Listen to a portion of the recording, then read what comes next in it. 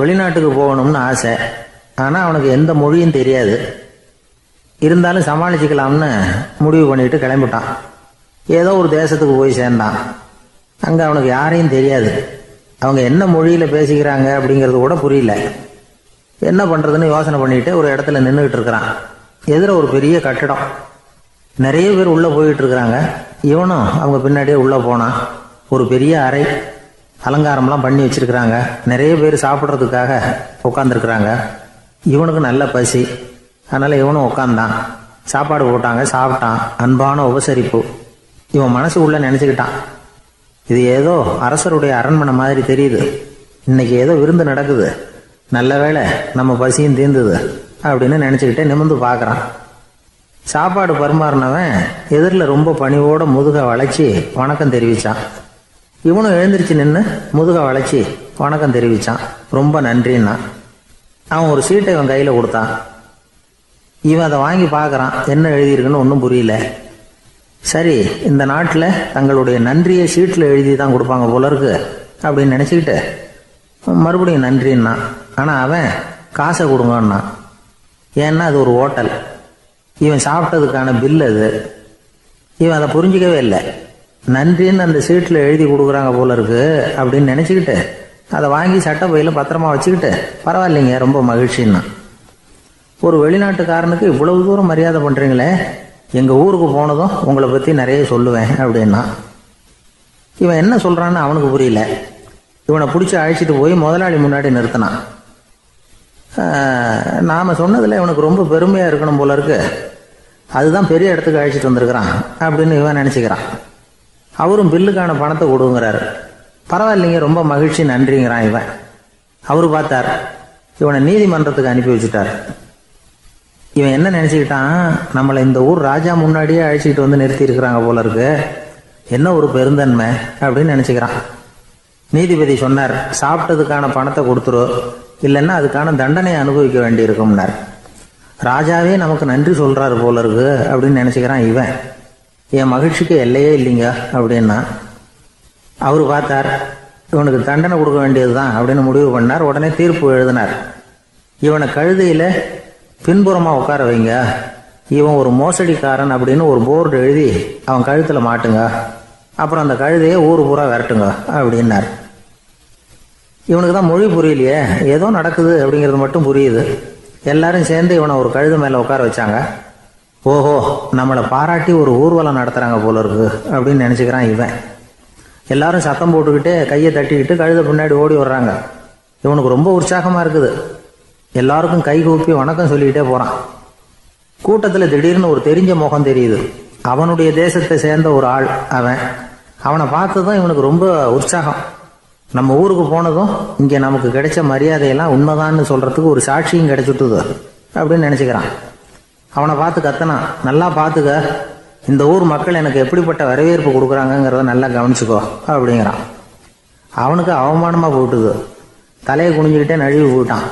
இவன் பார்த்தான், அவன் தலை தெரியல. ஆகா, அவனுக்கு நம்ம மேலே பொறாமை போல இருக்கு, அதனால தான் காணாமல் போயிட்டான் அப்படின்னு நினச்சிக்கிறான்.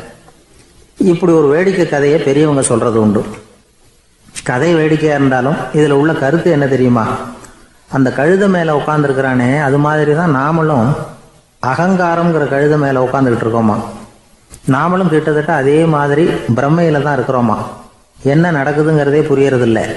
அகங்காரத்தில் பேசுகிறவனுக்கும் சித்த சுவாதீனம் இல்லாமல் பேசுகிறவனுக்கும் அதிக வித்தியாசம் இருக்கிறதில்ல. அது மாதிரி ஒருத்தன் தன்னுடைய வீட்டை சுற்றி சேற்றை வாரி இறைச்சிக்கிட்டு இருந்தானா. அந்த வழியாக வந்த ஒரு பெரியவர் அதை பார்த்துருக்கார். என்னப்பா பண்ணிகிட்டு இருக்கிற அப்படின்னு கேட்டாராம். கழுதைகளை விரட்டிக்கிட்டு இருக்கிறேன் அப்படின்னானா. இங்கே கழுதைகளே காணுமே அப்படின்னாரான் அவரு. அதுதான் ஏற்கனவே விரட்டி விட்டனே அப்படின்னானா இவன். ஒரு ஊரில் ஒரு ராஜா இருந்தார். அவரு ஒரு நாள் காலையில் அரண்மனையில் மேல் மாடத்தில் வந்து நின்றுக்கிட்டு இருந்தார். அப்போ ஒரு ஆள் வீதியில் ரொம்ப வேகமாக ஓடிக்கிட்டு இருக்கான். அதை ராஜா கவனிச்சார். அவன் மனசில் ஏதோ ஒரு தவிப்பு இருக்குங்கிறத புரிஞ்சுக்கிட்டார். உடனே அரண்மனை சேவகர்களை கூப்பிட்டார். அந்த ஆளை இங்கே அழைச்சிட்டு வாங்க அப்படின்னார். இவங்க ஓடி போய் அந்த ஆளை அழைச்சிட்டு வந்தாங்க. மன்னர் முன்னாடி நிறுத்தினாங்க. மன்னர் அவனை நிமிர்ந்து பார்த்தார். எதுக்காக இவ்வளவு வேகமாக ஓடிக்கிட்டு இருக்கிற அப்படின்னு கேட்டார். இதுக்கு அவன் சொன்னா, மன்னா, நம்ம கோட்டையின் வடக்கு வாசல் இருக்கு இல்லையா, அது ஓரமாக ஒரு பெரிய பாறாங்கல் கிடக்கு. அதுக்கு அடியில் நான் ஒரே ஒரு வெள்ளி நாணயத்தை புதைச்சி வச்சிருக்கேன்.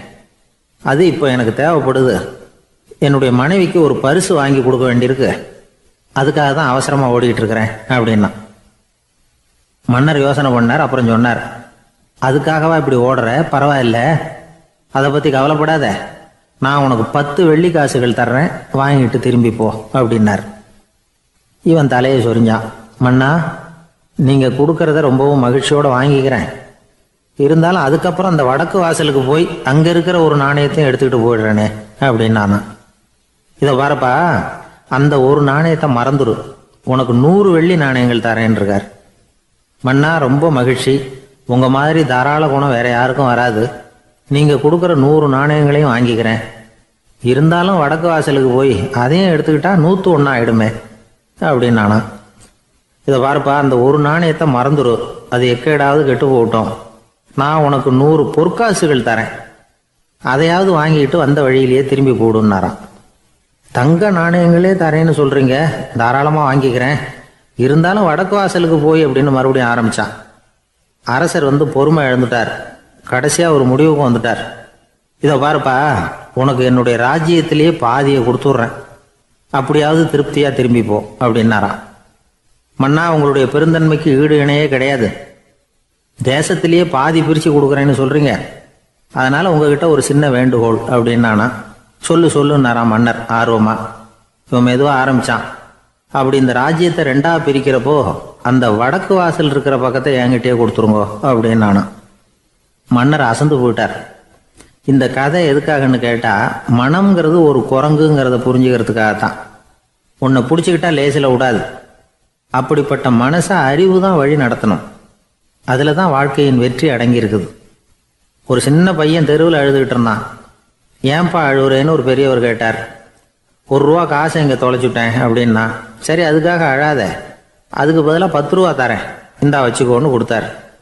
இந்த 10 ரூபாயை வாங்கி சட்டப்பையில் போட்டுக்கிட்டு அதை விட அதிகமாக சத்தம் போட்டு அழ ஆரம்பிச்சுட்டான். மறுபடியும் ஏன்டா அழறேன்னு கேட்டார் பெரியவர். அந்த 1 ரூபாயும் கிடைச்சிட்டுதுன்னா இப்போ என்கிட்ட 11 ரூபா இருக்குமே, இப்போ 10 ரூபா தானே இருக்கு அப்படின்னு சொல்லிவிட்டு அழறான். சங்கீத வித்வான்களில் பல வகை உண்டு. சில குறிப்பிட்ட ராகங்களை பாடுறதுல அவங்களுக்கு பெருமை வர்றது உண்டு.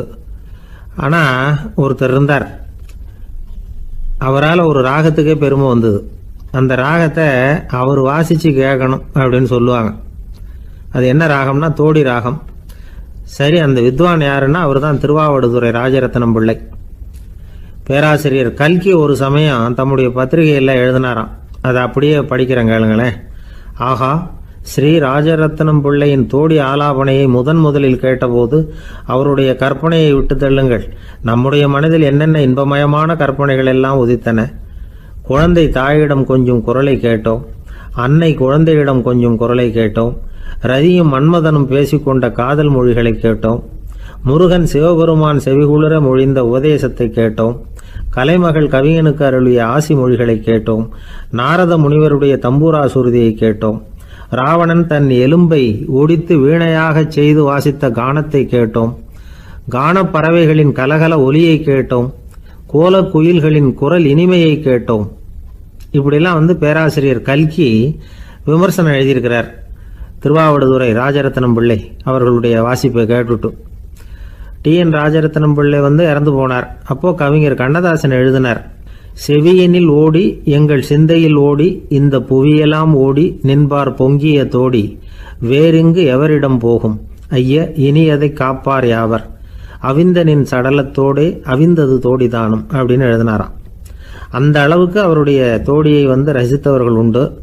அதே மாதிரி தோடின்னா என்னன்னு தெரியாமலே அவரை ரசித்தவங்களும் அந்த காலத்தில் உண்டு. அதாவது ஒரு பெரிய சபையில் இவர் வாசிச்சுக்கிட்டு இருக்கிறார். பாதியில் ஒரு பெரிய மனுஷன் உள்ளே வந்தார். அவர் உடம்புல பட்டு வேஷ்டி, ஜருக, அங்கவஸ்திரம், வாயில் வெத்தலை, வாசனை புகையில, காதில் வைரக்கடுக்கன், கழுத்தில் தங்க சங்கிலி, கை விரல் பூரா மோதிரம், கையில் ஒரு வெள்ளி வெத்தலை புட்டி, உதவிக்கு 2 பேர் பக்கத்தில். இவ்வளவு பந்தாவோட வரார் கச்சேரி கேட்கறதுக்கு. இப்படி வந்தவர் முதல் வரிசையில் உட்கார்ந்தார். வித்வான் வாசிச்சு முடித்ததும் இவர் அவரை பார்த்து, ஐயா, நீங்கள் தோடி வாசிக்கிறதுல ரொம்ப கெட்டிக்காரர்னு கேள்விப்பட்டிருக்கேன். அதை கேட்கறதுக்காக தான் மெனக்கிட்டு வந்திருக்கிறேன். அதை வாசிங்களேன் அப்படின்னாராம் இந்த பெரியவர். ராஜரத்னம் பிள்ளைக்கு ஒன்றும் புரியல. ஏன்னா இது வரைக்கும் அவர் வாசிச்சுக்கிட்டு இருந்ததே அந்த தோடி ராகத்தை தான்.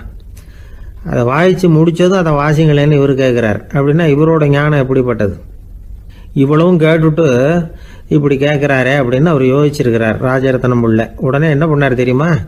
பக்கத்தில் ரொம்ப சாதுவாக சுருதி போட்டுக்கிட்டு இருந்த ஒரு முதுகில் ஓங்கி ஒரு குத்து விட்டாராம். அவருக்கு ஒன்றும் புரியல, எதுக்கு நம்மளை அடிக்கிறார் இவர், நம்மளை குத்துறாரு வித்வான்னு. அவர் அதிர்ச்சியால் இவர் நிமிர்ந்து பார்த்துருக்கார். அப்போ ராஜரத்னம் பிள்ளை சொன்னாராம், ஏய்யா ஐயா பெரிய மனுஷன், என்னுடைய பரம ரசிகர், தோடி ராகம் கேட்கணுங்கிறதுக்காக இவ்வளவு தூரம் வந்திருக்கிறார், வந்து வரிசையில் உட்காந்துருக்கார். நீ இந்த சமயம் பார்த்து தோடி ராகம் வாசிக்கிற நாதஸ்வரத்தை வீட்டில் வச்சுட்டு வந்துட்டியே, இப்போ ஐயாவுக்காக அந்த ராகத்தை நான் எப்படி வாசிக்கிறது அப்படின்னு சொல்லிவிட்டு மறுபடியும் முதுகில் ஒரு அடி கொடுத்தாராம். அடி வாங்கினவருக்கே சிரிப்பு அடக்க முடியலையா. எனக்கு இது மட்டும்தான் சார் தெரியும், இதை தவிர வேறு எதுவும் தெரியாது அப்படின்னு சொல்லிக்கிட்டே காலம் தள்ளுறவங்க ரொம்ப பேர். அவங்கெல்லாம் கஷ்டப்பட வேண்டியிருக்கும்.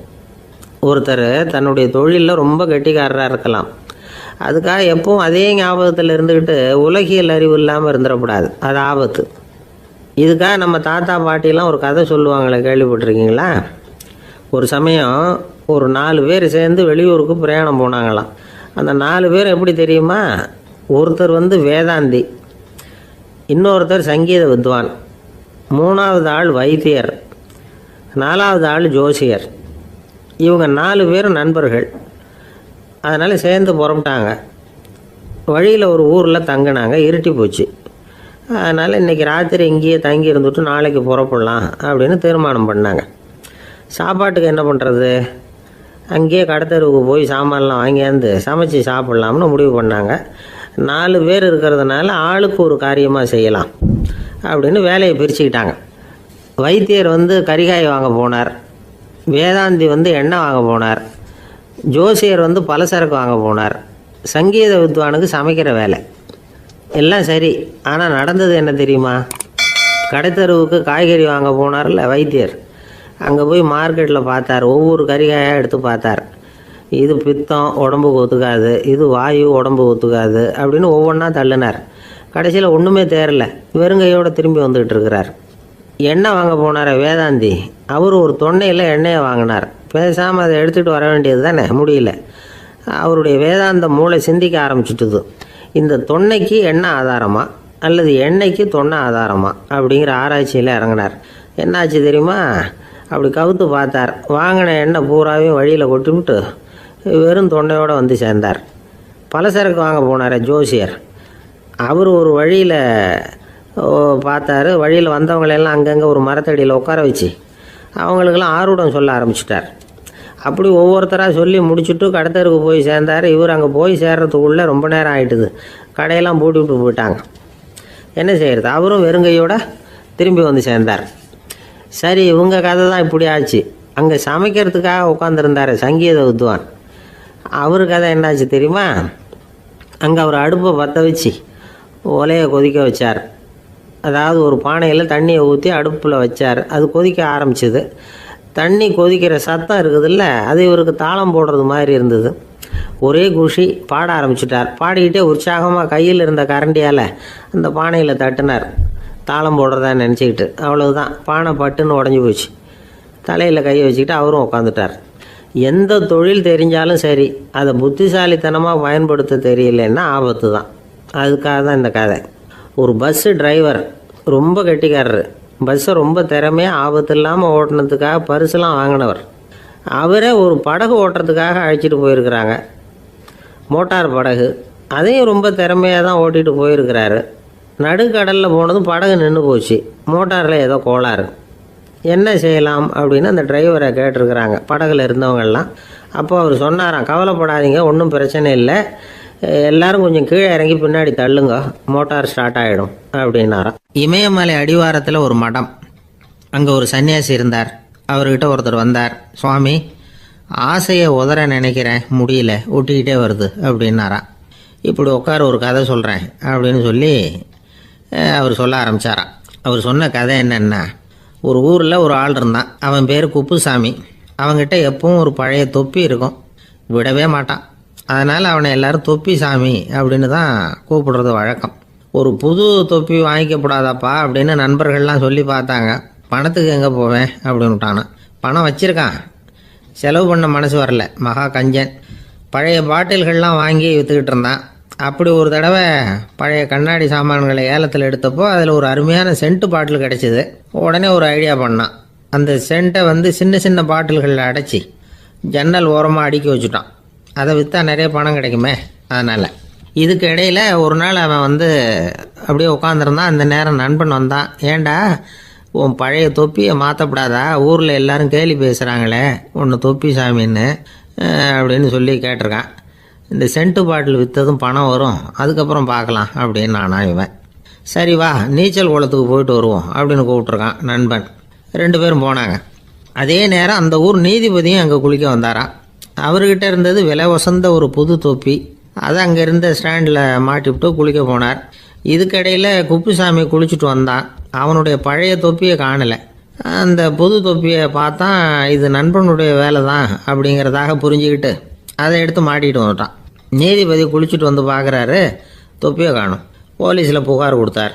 அவங்க வந்து தேடினாங்க. ஒரு மூலையில் பழைய தொப்பி கிடச்சிது. அடடா இது நம்ம குப்புசாமியோட தொப்பி இல்லையா அப்படின்னு நானா ஒருத்தன். உடனே அவன் வீட்டுக்கு தேடிட்டு போயிருக்காங்க. அங்கே போய் பார்த்தா புது தொப்பி அங்கே இருக்குது. உடனே அவனுக்கு 1000 ரூபா அபராதம் போட்டாங்களாம். அவன் பணத்தை கட்டிவிட்டு ரொம்ப எரிச்சலோடு வீட்டுக்கு வந்தான். பழைய தொப்பி கண்ணில் பட்டது. மறுபடியும் உன்னால் தானே எனக்கு 1000 ரூபா நஷ்டம் அப்படின்னு சொல்லி அதை எடுத்துக்கிட்டு அப்படி போயிருக்கான். அந்த ஊர் குளத்தில் வீசி எரிஞ்சிட்டு வந்துட்டான். அது மீன் பிடிக்கிற ஒருத்தன் கையில் சிக்கிச்சு. அவன் வர்ற வழியில் அதை எடுத்து வேகமாக வீசி எறிஞ்சான். அது நேராக குப்புசாமி வீட்டு ஜன்னல் வழியாக உள்ளே வந்து இந்த சென்ட்டு பாட்டில்கள் மேலே விழுந்து எல்லாம் உடஞ்சி நொறுங்கி போச்சு. குப்புசாமி பார்த்தான். தோட்டத்தில் ஆழமாக ஒரு குழியை வெட்டினான். அந்த தொப்பியை போட்டான், மூடிவிட்டான். இதை அடுத்த வீட்டுக்காரன் பார்த்தான். ஏதோ புதையல் தான் வச்சுருக்கான் போல இருக்குன்னு நினச்சான். போலீஸில் போய் புகார் கொடுத்துட்டான். மறுபடியும் போலீஸ் குழியை தோண்டினாங்க. பழைய தொப்பி மறுபடியும் வெளியில் வந்தது. எல்லோரும் சிரிக்கிறாங்க. அன்னைக்கு ராத்திரியே அந்த தொப்பியை எடுத்துக்கிட்டு நேராக புறப்பட்டான். ஒரு கல்லில் அதை சேர்த்து கட்டி குடிநீர் தொட்டி இருக்கும்ல அதில் போட்டுட்டு வந்துட்டான். இனிமேல் என்ன பண்ணும் பார்ப்போன்னு. ஒரு நாள் திடீர்னு குழாயெல்லாம் அடைப்பட்டு போச்சு. மாநகராட்சி அலுவலர்கள் வந்து என்னன்னு பார்த்தா அந்த பழைய தொப்பி குழாயை அடைச்சிக்கிட்டு இருக்குது. இது குப்புசாமியோட தொப்பிங்கிறது தான் எல்லாருக்கும் தெரியுமே. உடனே குடிநீரை வந்து பாழாக்கணத்துக்காக குப்புசாமிக்கு கோர்ட்டு 2500 ரூபா அபராதம் போட்டுவிட்டுது. அதையும் கட்டிவிட்டு வெளில வந்தான். கடைசியாக முடிவு பண்ணான். ஒரு நெருப்பு குச்சியை கிழிச்சான். தொப்பியை கொளுத்தினான். எரிஞ்சுது. எடுத்து வெளில எரிஞ்சான். கொஞ்ச நேரத்தில் தீ அணைப்பு படம் வந்துட்டுது. ஆமாம், இவன் எடுத்து எரிஞ்சது வெளியில் விழுந்து வீட்டு கூரையே பற்றிக்கிட்டு எரிய ஆரம்பிச்சுட்டுது. அவனோட பணத்தாசையும் அதோட சேர்ந்து எரிஞ்சு போச்சான். இப்படி ஒரு கதை. இந்த கதையை சொல்லி முடித்தார் அந்த இமயமலை அடிவாரத்தில் இருந்த சன்னியாசி. இப்போ அந்த குப்புசாமி எங்கே இருக்கிறான்னு கேட்டார் எதிரில் இருந்தவர். இதோ உன் எதிரிலே இருக்கிறான், நான் தான் அந்த குப்புசாமி அப்படின்னாரான் அந்த சன்னியாசி. அந்த குப்புசாமி கிட்ட இருந்தது மாதிரி ஒரு பழைய தொப்பி நம்ம ஒவ்வொருத்தர்கிட்டையும் உண்டு. அதை எப்படி தொலைக்கிறதுன்னு தெரியாமல் தடுமாறிக்கிட்டு இருக்கிறோம். அது என்ன தொப்பிங்கிறீங்களா? அதுதான் நம்மை சூழ்ந்திருக்கிற மாயை அப்படிங்கிறார் சுவாமி சின்மயானந்தர். மெய்ஞானம் கிடைக்கிறப்போ மாயை வந்து எரிஞ்சு போகும் அப்படிங்கிறது அவருடைய கருத்து. நம்மால் ஒருத்தர் வேகமாக ஓடி வந்தார். காலில் மாட்டியிருந்த பழைய செருப்பு 2ஐயும் ஆவேசமாக தூக்கி ஒரு கிணத்துல போட்டுட்டு வெறுங்காலோடு நடந்து வந்துக்கிட்டு இருக்கிறார். ஏன் அப்படி பண்ணீங்க அப்படின்னு கேட்டோம். அந்த செருப்புக்கு சொந்தக்காரன் வந்து பின்னாடி வந்துக்கிட்டு இருக்கிறான், அதனால் அப்படி பண்ணேன் அப்படிங்கிறார் இவர். வாழ்க்கையில் சில சந்தர்ப்பங்களில் நாம் வந்து சில அவமானங்களை சந்திச்சே தீர வேண்டியிருக்கு. என்ன பண்ணுறது, காலம் அப்படி. அவமானப்படுறவங்க உடனே அடங்கி போயிடுறது தான் உலக வழக்கம். அவமானப்பட்டால் உடனே சீறி எழறவங்களும் உண்டு. ஆனால் அதையே ஒரு சவாலாக எடுத்துக்கிட்டு முன்னுக்கு வர்றவங்களும் சில பேர் இருக்கிறாங்க. அவங்க ரொம்ப அபூர்வம். இன்றைக்கி மனோதத்துவ நிபுணர்கள்லாம் என்ன சொல்கிறாங்க தெரியுமா? அவமானப்பட்டுட்டா உடனே அடங்கி போயிடக்கூடாதான். அதையே ஒரு சவாலாக எடுத்துக்கிட்டு மனசில் ஒரு வைராக்கியத்தோடு முயற்சி பண்ணினா வாழ்க்கையில் எல்லாரும் முன்னேறலாமா. அவமானங்கிறத நாம் வந்து வைராக்கியமாக மாற்றிக்கணும். அதுதான் வெற்றிக்கு வழி. ராமர் வந்து இந்த பூமியில் பிறந்ததே ஒரு வைராக்கியத்தினால தான் சார் அப்படின்னார் ஒருத்தர். எப்படிங்க அது அப்படின்னு கேட்டேன். அவர் சொன்னார், தசரதருக்கு ராமர் வந்து குழந்தையாக வந்து பிறக்கணும், அப்போ தான் இங்கே இருக்கிற கஷ்டங்கள்லாம் நீங்கும் அப்படின்னு சர்வ லோகமும் எதிர்பார்த்துக்கிட்டு இருக்குது. ஆனால் அவர் எப்போ வந்து பிறப்பார் அப்படின்னு யாருக்கும் தெரியல. அந்த காரியம் சீக்கிரம் நடக்கணுமே, அதுக்கு என்ன பண்ணுறது? நாரதர் வந்தார் ஒரு நாள் தசரதரை தேடி. தசரதா, உனக்கு ஒரு செய்தி தெரியுமான்னு ஆரம்பித்தார். அவர் எப்பவும் இப்படித்தானே ஆரம்பிக்கிறது வழக்கம். என்ன விஷயம்னு கேட்டார் தசரதர். தசரதா, நீ அடிக்கடி உன்னோட தேரில் ஏறிக்கிட்டு தேவலோகத்துக்கு போகிற, அங்கே போகிற வர்ற எல்லாம் பண்ணிகிட்ருக்க, எல்லாம் சரி. தேவலோகத்துலேயும் உன்னை நல்லபடியாக தான் வரவேற்கிறாங்க. தேவேந்திரன் உன்னை பிரியமாக அழைச்சிட்டு போய் தன்னுடைய அரியாசனத்திலேயே தனக்கு பக்கத்திலேயே உட்கார வைக்கிறான். நீயும் சந்தோஷமாக உட்காந்து பேசிவிட்டு வந்துடுற. ஆனால் நீ இங்கே வந்ததுக்கு அப்புறம் அங்கே என்ன நடக்குது தெரியுமா உனக்கு அப்படின்னாரான் நாரதர். என்ன நடக்குது எனக்கு ஒன்றும் தெரியலையே அப்படின்னாரான் தசரதர். நாரதர்கிட்ட கிட்டத்தில் வந்து கேட்டிருக்கார், கொஞ்சம் சொல்லுங்கள் என்னது அப்படின்னு. அவர் நெருங்கி வந்தாரான் நாரதரும். மெதுவாக அவர் காதோட காதாக சொன்னாராம். அதாவது நம்ம பாஷையில் சொல்லப்போனால் பற்ற வைக்கிறார். நீ அங்கே தேவேந்திரங்கிட்ட உட்காந்து பேசிவிட்டு வந்த பிறகு நீ அங்கே உட்காந்துருந்த அரியாசனத்தை தண்ணி ஊற்றி கழுவி சுத்தப்படுத்துகிறாங்க. நீ என்ன அந்த அளவுக்கு சுத்தம் இல்லாத ஆளா, தினம் குளிக்காமையாக இருக்கிற அப்படின்னாராம். தசரதருக்கு இது ரொம்ப அவமானமாக போயிட்டுது. அப்படியே செய்கிறாங்க அப்படின்னாராம். ஆமாம், நீ வேணும்னா நான் சொல்கிறது உண்மையா இல்லையா அப்படின்னு சோதனை பண்ணி பார்த்துக்கோ அப்படின்னாரான் நாரதர். உடனே தசரதர் இதுக்காகவே புறப்பட்டு தேவலோகம் போனார். அங்கே வழக்கம் போலவே இவரை கூப்பிட்டு உட்கார வச்சு பேசிக்கிட்டு இருந்தான் தேவேந்திரன். கொஞ்ச நேரம் பேசிக்கிட்டு இருந்துட்டு சரி நான் கிளம்புறேன்னு புறப்பட்டார். சரி, அவனும் வாசல் வரைக்கும் வந்து வழி அனுப்பி வச்சுட்டு உள்ளே போயிட்டான். தசரதர் வெளியில் கொஞ்ச நேரம் மறைஞ்சி இருந்துட்டு மெதுவாக உள்ளே எட்டி பார்த்தார் என்ன நடக்குதுன்னு. நாரதர் சொன்னது உண்மைதான். தசரதர் உட்காந்துருந்த ஆசனத்தை அங்கே 2 தேவர்கள் கழுவி சுத்தப்படுத்திக்கிட்டு இருக்கிறாங்க. தசரதரால் இதை தாங்கிக்க முடியல. அவருக்கு ரொம்ப அவமானமாக போச்சு. நேராக கிடுகிடுன்னு தேவேந்திரங்கிட்டே போனார். நான் உட்காந்துருந்த இருக்கையே சுத்தம் பண்ணுறியே, நான் என்ன அந்த அளவுக்கு பாவியா அப்படின்னு கேட்டார். ரொம்ப கோபமாக கேட்டார். தசரதரே, மனுஷனுக்கு 3 கடன்கள் உண்டு. தேவ கடன், ரிஷி கடன், பித்ரு கடன். இதை தீர்க்காதவன் பாவியாகிறான். இதில் மகனை பெறுவதால் தான் பித்ரு கடன் தீரும். உனக்கு மகன் கிடையாது, அதனால் நீ பாவி ஆகிற. பாவி உட்காந்துருந்த இடம்ங்கிறதுனால அதை சுத்தம் செய்ய வேண்டியது எங்கள் கடமை அப்படின்னு நானும் தேவேந்திரன். இந்த இடத்துல தசரதருக்கு ஏற்பட்ட அவமானம் ஒரு வைராக்கியமாக மாறிச்சு. தேவேந்திரனே கேட்டுக்கோ, ஒரு மகனை பெற்ற பிறகு தான் இந்த சபையில் மறுபடியும் அடி எடுத்து வைப்பேன் அப்படின்னு சொல்லிவிட்டு போயிட்டாரான். போய் புத்திர காமேஷ் யாகம் பண்ணார். புத்திரர்கள் பிறந்தார்கள். இந்த கதையில் உள்ள கருத்து என்னென்னா, தேவேந்திரன் தசரதரை அப்படி அவமானப்படுத்தலைன்னா அவருக்கு இப்படி ஒரு வைராக்கியம் பிறந்திருக்குமா யோசிச்சு பார்க்கணும். நமக்கு ஏற்படுகிற சில அவமானங்களையும் வைராக்கியமாக மாற்றிக்குவோம். அப்படி மாற்றிக்கிட்டோம்னா வாழ்க்கையில் வந்து முன்னேறலாம். நம்ம ஆளுங்க சில பேர் அவமானத்தை வந்து வைராக்கியமாக மாற்றிக்கிறது எப்படி தெரியுமா? நம்மக்கிட்ட ஒரு பையன் சொன்னான், எங்கள் அப்பா என்னை எல்லாருக்கும் முன்னாடி வச்சு திட்டிவிட்டார், பொறுப்பு இல்லாமல் ஊர் சுற்றுறேன்னு சொல்லி அவமானப்படுத்தி விட்டார். இனிமேல் நீ என் முகத்திலேயே முழிக்காதரா போடான்னு வேற சொல்லிவிட்டார். எனக்கு ரோஷம் வந்துட்டுது. அந்த அவமானத்தை வைராக்கியமாக மாற்றிக்கிட்டேன். அன்னையிலேருந்து அவர் முகத்திலேயே முழிக்கிறது இல்லை அப்படின்னா. அப்படியான்னு கேட்டோம்.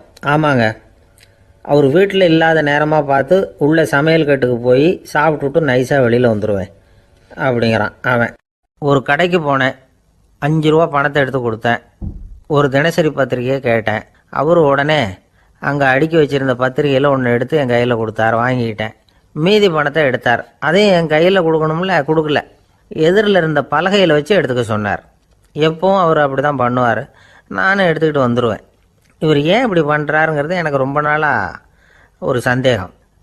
ஒரு நாள் அவர்கிட்டே இதை கேட்டுவிட்டேன். ஏங்க, நீங்கள் உங்கள் கடைக்கு வந்து பொருள்கள் வாங்குறவங்களுக்கு நீங்கள் பாக்கி சில்லறையை கொடுக்குறப்போ பலகையில் வச்சு விட்றீங்க, கையில் கொடுக்க மாட்டேங்கிறீங்களே, ஏன் அப்படின்னு கேட்டேன். காசை கையில் கொடுத்தா நம்மக்கிட்ட இருக்கிற லட்சுமி போயிடுவா சார் அப்படின்னார். அதாவது பணம் செலவாயிடும் அப்படின்னு அர்த்தமா. இன்னொரு நண்பர், அவர் ஒரு நாள் வழக்கத்துக்கு மாறாக ரொம்ப சோகமாக உட்காந்துருக்கிறார். ஏங்க என்னாச்சு, ஏன் இப்படி கப்பலே கவிழ்ந்தது மாதிரி உட்காந்துருக்குறீங்க அப்படின்னு கேட்டேன். கப்பலே கவிழ்ந்திருந்தா கூட நான் இப்படி கவலைப்பட மாட்டேன் சார், வேற ஒன்று நடந்து போச்சுன்னார். என்னன்னு கேட்டேன். என் உச்சந்தலையில் பல்லி ஒன்று விழுந்துட்டுதுன்னார். அதுக்காகவா இப்படி அப்படின்னு ஆச்சரியப்பட்டேன். ஆமாங்க, பல்லி உச்சந்தலையில் விழுந்தால் பலன் என்னன்னு பஞ்சாங்கத்தில் பார்த்தேன், மரணம்னு போட்டிருக்கு அப்படின்னு சொல்லிவிட்டு அவர் தொடர்ந்து கவலைப்பட ஆரம்பிச்சிட்டார். இப்படியும் ஒருத்தர். என் கூட வேலை பார்க்குற ஒருத்தர் எப்படி தெரியுமா, தினமும் வலது காலை வச்சு தான் ஆஃபீஸுக்கு உள்ளே நுழைவார்.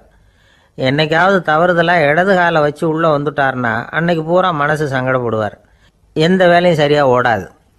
கேரம் போர்டு ஆடுற ஒருத்தர் எப்போ ஆட உட்காந்தாலும் ஸ்ட்ரைக்கரை கை தவறி கீழே விழுற மாதிரி பண்ணி அதுக்கப்புறம் அதை எடுத்துக்கிட்டு ஆட உட்காருவார். ஏன்னா எப்போ ஒரு தடவை நிஜமாவே அது கை தவறி கீழே விழுந்திருக்குது. அன்னைக்கு பிரமாதமாக ஜெயிச்சுட்டார். உடனே ஒரு முடிவுக்கு வந்துட்டார், கை தவறுனா லாபம் அப்படின்னு. அதுக்கப்புறம் அதையே பழக்கமாக்கிக்கிட்டார். பூனை குறுக்க போனால் சகனம் சரியில்லைன்னு நினைக்கிறவங்க உண்டு. ஆனால் ஒருத்தர் எப்படி தெரியுமா, அவர் வெளியில் கிளம்புற சமயம் பக்கத்து வீட்டு ரேடியோவில் மியாவ் மியாவ் பூனைக்குட்டின்னு பாட்டு சத்தம் கேட்டால் கூட போதும், சகனம் சரியில்லைன்னு பிரயாணத்தை கேன்சல் பண்ணிவிடுவார். இப்போ இவ்வளவும் எதுக்கு சொல்கிறோம்னா, அளவுக்கு மீறின சகுன நம்பிக்கைகள் இருக்கு பாருங்க, இதோட பயமும் சேர்ந்துக்கிட்டதுன்னு வச்சுக்கோங்க, இது ஒருத்தருடைய மனநிலையை பாதிச்சிடும். இது உளவியல் நிபுணர்கள் சொல்கிற கருத்து. வாழ்க்கையே தடுமாற வச்சிரும். பாதுகாப்பு இல்லாத உணர்வு, ஒரு விதமான டிப்ரெஷன் மனநிலை, இதெல்லாம் தான் இதுக்கு காரணமாக அமையலாம். சில பேர் காய்கறி நறுக்க கத்தியை கையில் எடுத்தால் கூட நேரம் சரியாக இருக்கா அப்படின்னு பார்த்துட்டு தான் வேலையை ஆரம்பிக்கிறது வழக்கம். அறிவு தான் மனசுக்கு வாத்தியாராக இருக்கணும், அப்போ தான் வாழ்க்கை நிம்மதியாக இருக்கும். அறிவு மனசு சொல்கிறபடியெல்லாம் கேட்க ஆரம்பிச்சுட்டுதுன்னா இடைஞ்சல் தான். ஒருத்தருக்கு 7ஆம் நம்பர் தான் ராசியான நம்பரான். 7ஆம் தேதி தான் எந்த காரியத்தையும் ஆரம்பிப்பாராம். 7 எழுத்து வர்றது மாதிரி பேரை மாற்றி வச்சுக்கிட்டார். 7 மணிக்கு தான் தினமும் எழுந்திருப்பார். 7ஆம் நம்பர் வீட்டில் தான் குடியிருக்கார். கல்யாணம் கூட 7ஆம் தேதி தான் பண்ணிக்கிட்டார். அவர் ஒரு நாள் குதிரை பந்தயத்துக்கு போனாராம். குதிரையோட பேரையெல்லாம் பார்த்தார். ஒரு குதிரையோட பேர் 7 எழுத்தில் அமைஞ்சிருந்தது. 7 தானே இவருக்கு அதிர்ஷ்ட நம்பர். அதனால் உடனே அது பேரில் பணத்தை கட்டினார். பந்தயம் நடந்தது. என்ன சார் ஆச்சுன்னு கேட்டாங்க. நான் பணம் கட்டின அந்த என்னோட குதிரை 7ஆவதாக சேர்ந்தது சார் அப்படின்னாராம் சோகமாக. ஒரு ஊரில் ஒரு ராஜா இருந்தார். அவர் ஒரு பூனை வளர்த்தார். ரொம்ப செல்லமாக அவர் அந்த பூனையை வளர்த்தார். அவர் என்ன பண்ணுவார் தெரியுமா, இரவு நேரத்தில் அந்த பூனையோட தலையில் ஒரு விளக்கை வச்சுருவார். அந்த பூனை ரொம்ப ஜாக்கிரதையாக அந்த விளக்கு கீழே விழுந்துடாமல் பார்த்துக்கும். தலையை ஆட்டாமல் ரொம்ப நிதானமாக ராஜா பின்னாடி நடந்து போய்கிட்டே இருக்கும். அந்த விளக்கு வெளிச்சத்தில் எல்லா வேலைகளையும் செஞ்சுருவார். கையில் ஒரு விளக்கை தனியாக எடுத்துகிட்டு போக வேண்டிய அவசியமே இல்லை. விளக்கை தூக்கிட்டு போகிற வேலையை அந்த பூனை பார்த்துக்கும். அதனால் ராஜாவுக்கு அந்த பூனை மேலே ரொம்ப பிரியம். மந்திரிகளையெல்லாம் கூப்பிட்டு அவங்கக்கிட்ட சொல்லுவார், பார்த்தீங்களா இந்த பூனை எவ்வளவு விசுவாசமாக நடக்குது, என் பேரில் எவ்வளவு மரியாதை பார்த்தீங்களா அதுக்கு அப்படிம்பார். இதை கேட்டுவிட்டு அங்கேருந்து அமைச்சர்களில் ஒருத்தர் சொன்னார், மன்னா நீங்கள் சொல்கிறது சரிதான், இருந்தாலும் இந்த பூனையோட விசுவாசத்தை நாம் கொஞ்சம் சோதித்து பார்க்க வேண்டியிருக்கு அப்படின்னாராம். சரி, உங்கள் ஆசையை ஏன் கெடுக்கணும், நல்லா சோதிச்சு பாருங்க அப்படின்னு சொல்லிவிட்டார் ராஜா. உடனே அந்த அமைச்சர் என்ன பண்ணார் தெரியுமா, எங்கேயோ புறப்பட்டு போனார். ஒரு 5-6 எலிகளை பிடிச்சிட்டு வந்தார். அரண்மனையில் ராஜா ஏதோ வேலை பார்த்துக்கிட்டு இருக்கிறாரு. பக்கத்தில் அந்த பூனை ரொம்ப பணிவாக நின்றுக்கிட்டு இருக்குது. அது தலையில் விளக்கு எரிஞ்சிக்கிட்டு இருக்கு. அமைச்சர் தான் பிடிச்சிட்டு வந்த எலிகளை அந்த பூனை பார்வையில் படுறது மாதிரி எதிரில் விட்டார்.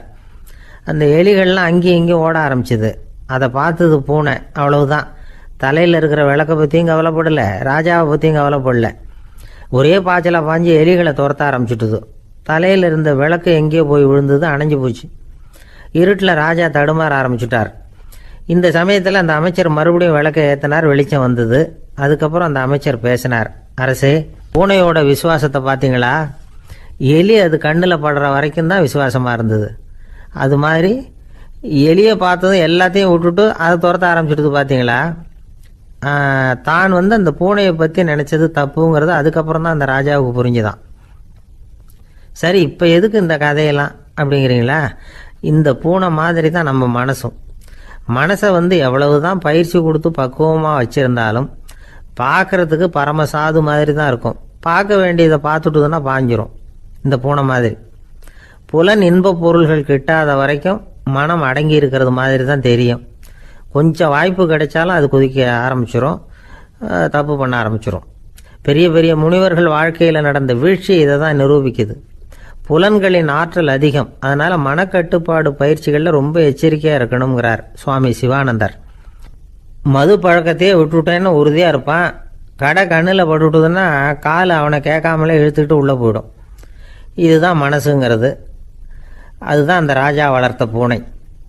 நம்மால் ஒருத்தன் அந்த ராஜா பூனை தலையில் விளக்க வச்சது மாதிரி இவன் தன்னுடைய தலையிலேயே ஒரு விளக்கை ஏற்றி வச்சுக்கிட்டு என்னத்தையோ தேட ஆரம்பித்தான். தேடிக்கிட்டு இருக்கிறான். தலையை ஆட்டாமல் நிதானமாக நடந்து ரொம்ப நேரமாக தேடிட்டு இருக்கிறான். அந்த சமயம் அங்கே வந்த ஒருத்தர் என்னத்தை தேடுறீங்கன்னு கேட்டார். அதுதான் மறந்து போச்சு அப்படின்னு இழுத்தான். சரி, கொஞ்சம் இப்படி உட்காருங்க, ஞாபகம் வந்ததும் தேட ஆரம்பிக்கலாம் அப்படின்னார் அவர். இவன் கொஞ்ச நேரம் உட்காந்து யோசித்தான். அப்புறம் திடீர்னு எழுந்திரிச்சான். ஞாபகம் வந்துட்டுதுன்னா. என்னன்னு கேட்டார்.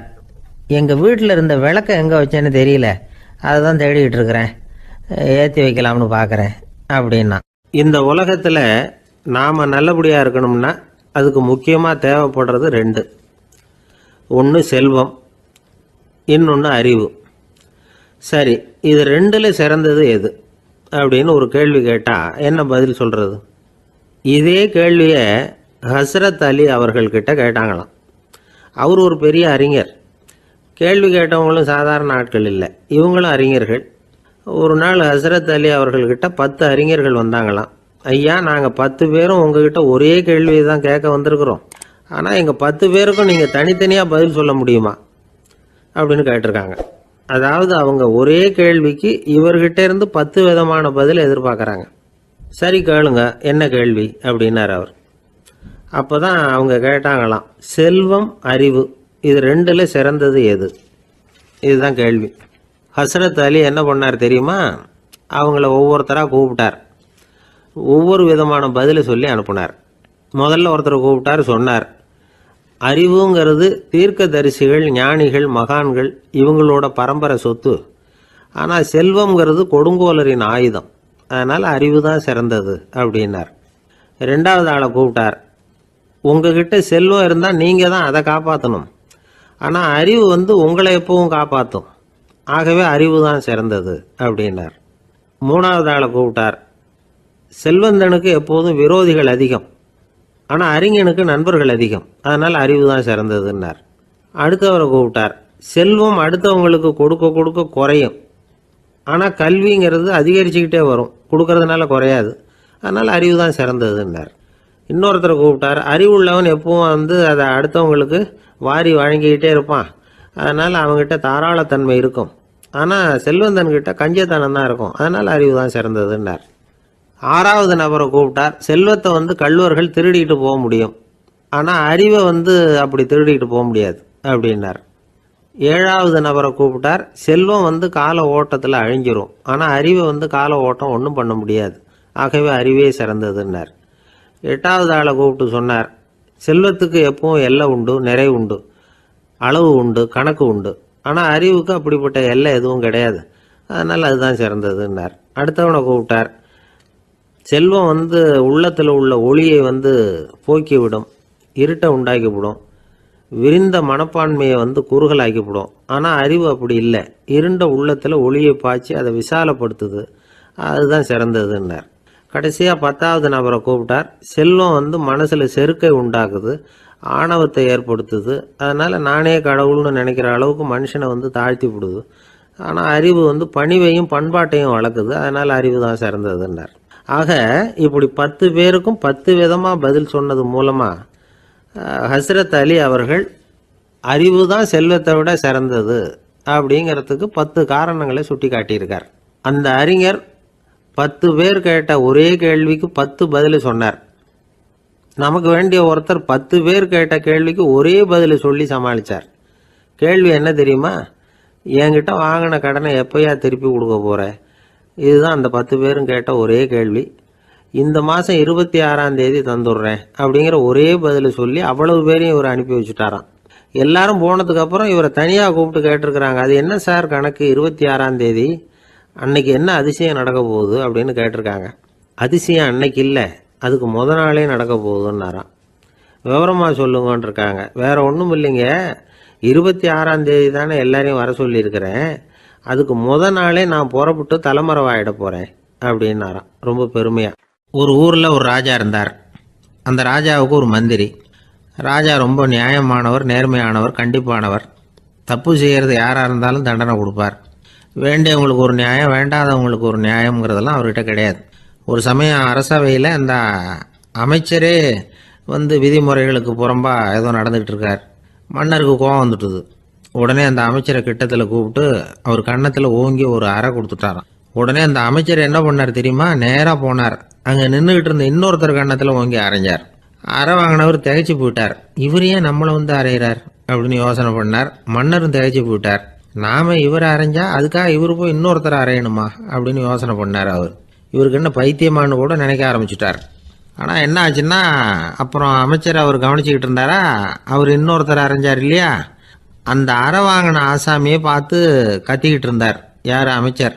ஏன்பா என்கிட்ட அறையை வாங்கிக்கிட்டு இப்படி விவரம் இல்லாமல் நின்றுட்டு இருக்கிறிய, நான் உனக்கு கொடுத்ததை நீ வேற யாருக்கிட்டையாவது கொடுத்துரு அப்படின்னார்.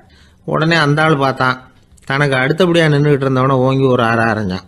அவன் கன்னத்தை தடவிட்டே யோசனை பண்ணான். இது ஏதோ புரிஞ்சுக்கிட்ட மாதிரி அடுத்தாப்புல நின்றுக்கிட்டு இருந்தவனை அரைஞ்சான். இப்படி இந்த அறை வந்து மாறி மாறி போய்கிட்டே இருக்குது. ஊரு பூரா பிரயாணம் பண்ண ஆரம்பிச்சுட்டுது. அன்னைக்கு ராத்திரி அந்த ராஜா படுக்கிறதுக்காக போனார். அந்த நேரம் பார்த்து அவர் கன்னத்தில் பலார்னு ஒரு அறை விழுந்தது. நம்மளே அரையிறது யாரு அப்படின்னு அதிர்ச்சியோட மன்னர் திரும்பி பார்க்குறாரு. அரைஞ்சது அவரோட மனைவி. என்னாச்சு உனக்குன்னு கத்துனார் ராஜா. உங்களுக்கு தெரியாதா, ஊர் பூரா ஒருத்தர் மாற்றி ஒருத்தர் மூலமாக இந்த அறை வந்து பிரயாணம் பண்ணிட்டு வருது அப்படின்னாங்க அந்த அம்மா. அப்படின்னா ஆரம்பித்த இடத்துக்கே வந்துட்டுதா அப்படின்னாராம் மன்னர். என்ன சொல்கிறீங்கன்னு கேட்டிருக்காங்க. இவர் விவரத்தை சொன்னாராம். அப்படின்னா நீங்கள் ஆரம்பித்து வச்ச இந்த விளையாட்டை நான் முடிச்சு வச்சுட்டேன் அப்படின்னாங்களாம் அந்த அம்மா. மறுநாள் காலை மறுபடியும் அரசவை கூடிச்சு அந்த அமைச்சர் மன்னரை பார்த்து கேட்டார். என்ன மகாராஜா, என்கிட்ட கொடுத்ததை திருப்பி வாங்கிட்டீங்களா அப்படின்னாராம். இப்படி நடக்கும்னு நான் எதிர்பார்க்கவே இல்லைன்னார் மன்னர். ஆனால் நான் எதிர்பார்த்தேன். அது எங்கே போயிட போகுது, ஊர் பூரா சுற்றி கடைசியில் உங்ககிட்ட தான் வந்து சேரும் அப்படிங்கிறது எனக்கு தெரியும் அப்படின்னார் அமைச்சர். இந்த கதை வந்து வேடிக்கையாக இருந்தால் கூட இதில் உள்ள கருத்து முக்கியமானது. இந்த உலகத்தில் பல கருத்துக்கள் இப்படி தான் மாறி மாறி சுற்றி வந்துக்கிட்டே இருக்குது. நம்மளும் ஒருத்தன் தன்னுடைய நண்பன் ஒருத்தனை கடத்தரில் பார்த்தான். உடனே ஓடி போய் பலார்னு ஒரு அறை கொடுத்தானா. அவன் கன்னத்தை தடவிட்டு ஏன்டா என்ன அரைஞ்சேன்னு கேட்டிருக்கான். நீ ஏன்டா என்னை முட்டாள்னு என் மனைவிட்ட போய் சொன்னேன் அப்படின்ட்டுருக்கான் அவன். உன்னை ஒரு முட்டாள்னு சொன்னதுக்காகவா நீ என்ன அரைஞ்ச அப்படின்னு கேட்டிருக்கான் இவன். டேய், நான் அதுக்காக அறையலப்பா, அது ஒரு பெரிய ரகசியம். நான் முட்டாளுங்கிறது அந்த ரகசியத்தை நீ வந்து ஏன் எங்கள் வீட்டில் போய் சொன்னேன், அதுக்காக தான் அரைஞ்சேன் அப்படின்னு நானும் அவன். ஒரு இலக்கிய கூட்டம் ஏற்பாடு பண்ணியிருக்கிறோம், நீங்கள் அவசியம் வந்து அதில் பேசணும் அப்படின்னு கேட்டுக்கிட்டார் ஒருத்தர். வேணாங்க, 4 பேருக்கு முன்னாடி வந்து நிற்கிறதுனா எனக்கு ரொம்ப கூச்சமாக இருக்கும் அப்படின்னாரு இவர். ஏன் சார் இன்னமும் குழந்த மாதிரி கூச்சப்படுறீங்களே அப்படின்னார் அவர் ஒரு மாதிரியாக சமாளித்து அனுப்பி வச்சுட்டு அதுக்கப்புறம் அதை பற்றி இவர் யோசித்து பார்த்துருக்கார். சில நிபுணர்கள் எழுதியிருக்கிறத படித்தும் பார்த்துருக்கிறார். மனோதத்துவ நிபுணர்கள் என்ன சொல்கிறாங்க தெரியுமா? 10லேருந்து 20% குழந்தைகள் பிறக்கிறப்பவே கூச்ச சுபாவம் கொண்டதாக தான் இருக்குதான். ஒரு தாத்தா தன்னோட பேர பிள்ளைய ஆசையாக கூப்பிடுறார் விளையாட்டு காட்ட, அதை அழுதுகிட்டு ஓடி போகுது. ஒரு அம்மா தன்னோட பிள்ளைய பள்ளிக்கூடத்தில் சேர்க்கறதுக்காக கூப்பிட்டுக்கிட்டு போகிறாங்க. அந்த புள்ள அம்மாவோட முந்தானையில் ஒளிஞ்சிக்கிட்டு வெளியில் வரமாட்டேங்குது. இவங்களெல்லாம் எப்படி சமாளிக்கிறது? குழந்தைகளோட கூச்ச சுபாவத்தை போக்குறது எப்படி? இதுக்கு நிபுணர்கள் சில யோசனைகளை சொல்லியிருக்கிறாங்க. மற்றவங்களுக்கு முன்னாடி என் பையனுக்கு கூச்சம் ரொம்ப அதிகம் சார், மற்றவங்க பார்த்தா ரொம்ப வெக்கப்படுறான், இப்படி சொல்கிற அப்பாக்கள் உண்டு. என் பையன் புது மனுஷால பார்த்தா அட்டையாக ஒட்டிக்குவான் சார் அப்படின்னு சொல்கிற அப்பாக்களும் உண்டு. இப்படிலாம் குழந்தைகளுக்கு வந்து முத்திரை குத்துறது ரொம்ப தப்பான். புதுசாக யாராவது வீட்டுக்கு வந்தால் குழந்தை தானாக தன்னோட கூச்சத்தையும் பயத்தையும் போக்கிக்கிட்டு சகஜமாக மாறி வர்றதுக்கு வாய்ப்பு கொடுக்கணுமா. ஒரு கூட்டத்துக்கோ அல்லது சொந்தக்காரங்க கல்யாணத்துக்கோ குழந்தைய அழைச்சிட்டு போகிறீங்க, அங்கே போய் கட்டாயப்படுத்தி குழந்தைய மற்றவங்க கிட்ட பேச சொல்லக்கூடாது. சில சமயம் குழந்தை தானாக தன்னுடைய கூச்ச சுபாவத்தை விட்டு பேசுறதுக்கு முன் வந்தால் அதை பாராட்டணும். குழந்தை கலகலப்பு இல்லாமல் மௌனமாக இருந்ததுன்னா அதையும் கண்டுக்கக்கூடாது. குழந்தை பேச ஆரம்பித்தா அதை ஆர்வத்தோடு கவனிக்க தெரியணும். கலந்து உரையாடுற பழக்கத்தை வீட்லேயே ஆரம்பிக்கலாம். கேட்டதுக்கு பதில் சொல் அப்படின்னு நீங்கள் அதிகாரம் பண்ணிகிட்டு இருக்கக்கூடாது. அது வந்து குழந்தைக்கு பேசுகிற சந்தர்ப்பத்தை குறைச்சிருமா. இப்போ நாம் அதிகாரம் பண்ணால் கேலி செய்கிற பழக்கம் குழந்தைகளை வந்து ரொம்ப பாதிச்சிருமா. பெரியவங்களானதுக்கு அப்புறமும் சில பேர் கூச்சத்தோடவும் பயத்தோடவும் இருக்கிறதுக்கு இதுதான் காரணம். சின்ன வயசில் அவங்கெல்லாம் ஏதாவது கேலிக்கு ஆளாகி இருப்பாங்க. 2வது குழந்தை மூத்த குழந்தைய வந்து கேலிக்கு ஆளாகிற சந்தர்ப்பங்களை கண்டு கேலி பண்ணினா அது இளம் நெஞ்சங்களை விட்டு நீங்கிறதே இல்லையா. எப்பவும் குழந்தையோட நடை உடை பாவனைகளை பற்றி சொல்லிக்கிட்டே இருக்கக்கூடாதான். அதுவே கூச்ச சுபாவத்தை கொண்டுட்டு வந்துருமா. அப்பா எங்கன்னு யாராவது கேட்டால் இது மாதிரி இன்ன காரியத்துக்காக வெளியில் போயிருக்கார், இத்தனை மணிக்கு திரும்பி வருவார் அப்படின்னு சொல்கிற அளவுக்கு குழந்தைகளை பழக்கப்படுத்தி வைக்கணும். ஃபோன்லேயே யாராவது விசாரித்தா கூட இது மாதிரி பதில் சொல்லு அப்படின்னு சொல்லணும். சின்ன சின்ன மீட்டிங்கில் 4 வார்த்தை பேச தயார் பண்ணலாம். ஒரு கடையிலையோ அல்லது ஹோட்டல்லையோ ஏதாவது விவரம் கேட்கணும்னா உங்கள் குழந்தைய தைரியமாக அனுப்புங்க. குழந்தைகள் பணிவாகவும் பொறுமையாகவும் விவரம் கேட்குறப்போ கூச்ச சுபாவம் தானாக போயிடும். சின்ன வயசுலேயே இப்படிலாம் பழக்கப்படுத்தினா தான் வருங்காலத்தில் தைரியமாக இந்த சமுதாயத்தில் வாழ முடியும். இல்லைன்னா 60 வயசுலேயும் அடுப்பங்கரையை விட்டு வெளில வர்றதுக்கு கூச்சப்பட்டுக்கிட்டு தான் இருக்க வேண்டியிருக்கும். இந்த காலத்து பிள்ளைங்க எவ்வளவோ பரவாயில்ல, எதுக்கும் தயங்குறதில்ல, கூச்சப்படுறதில்ல. ஒரு அம்மா அடுப்பங்கரையிலேருந்து சத்தம் போட்டாங்க, டேய் ராமு, தயவு பண்ணி அந்த டிவியை நிறுத்துறா, அந்த பெண்ணோட குரல் மகா மோசம், அடுப்பங்கரையில் இருக்கிற என்னாலேயே அதை சகிச்சிக்க முடியல அப்படின்னாங்களாம். உடனே பையன் கொஞ்சம் கூட தயங்காமல் பதில் சொல்கிறான், அம்மா இந்த குரல் டிவியிலேருந்து வரல, எழுத்த விட்டு மாமி தான் இங்கே வந்திருக்கிறாங்க, அவங்க தான் இப்போ என்னோட பேசிக்கிட்டு இருக்கிறாங்க அப்படின்னு. நான் வங்க நாவலாசிரியர் சரத் சந்திரர் ஒரு நண்பர் அவர்கிட்ட வந்தார். வழக்கமாக எல்லா எழுத்தாளர்கள்கிட்டையும் கேட்குற ஒரு கேள்வியை கேட்டார். நீங்கள் எழுத்துத்துறைக்கு வந்தது எப்படி? இதுதான் கேள்வி. அதை தெரிஞ்சு என்ன பிரயோஜனம்னார் சரத் சந்திரர். சும்மா சொல்லுங்களேன், தெரிஞ்சுக்கிறேன் அப்படின்னார் வந்தவர். சரி சொல்கிறேன்னு ஆரம்பித்தார். நான் ரங்கூனில் வேலை பார்த்துக்கிட்டு இருந்தேன். சம்பளம் பத்தில், வேலையும் பார்த்துக்கிட்டு ஒரு பலசரக்கு கடை வைக்கலாம்னு நினச்சேன். என்னால் மளிகை கடை வச்சு சரியாக நடத்த முடியுமாங்கிற சந்தேகம் என் மனைவிக்கு.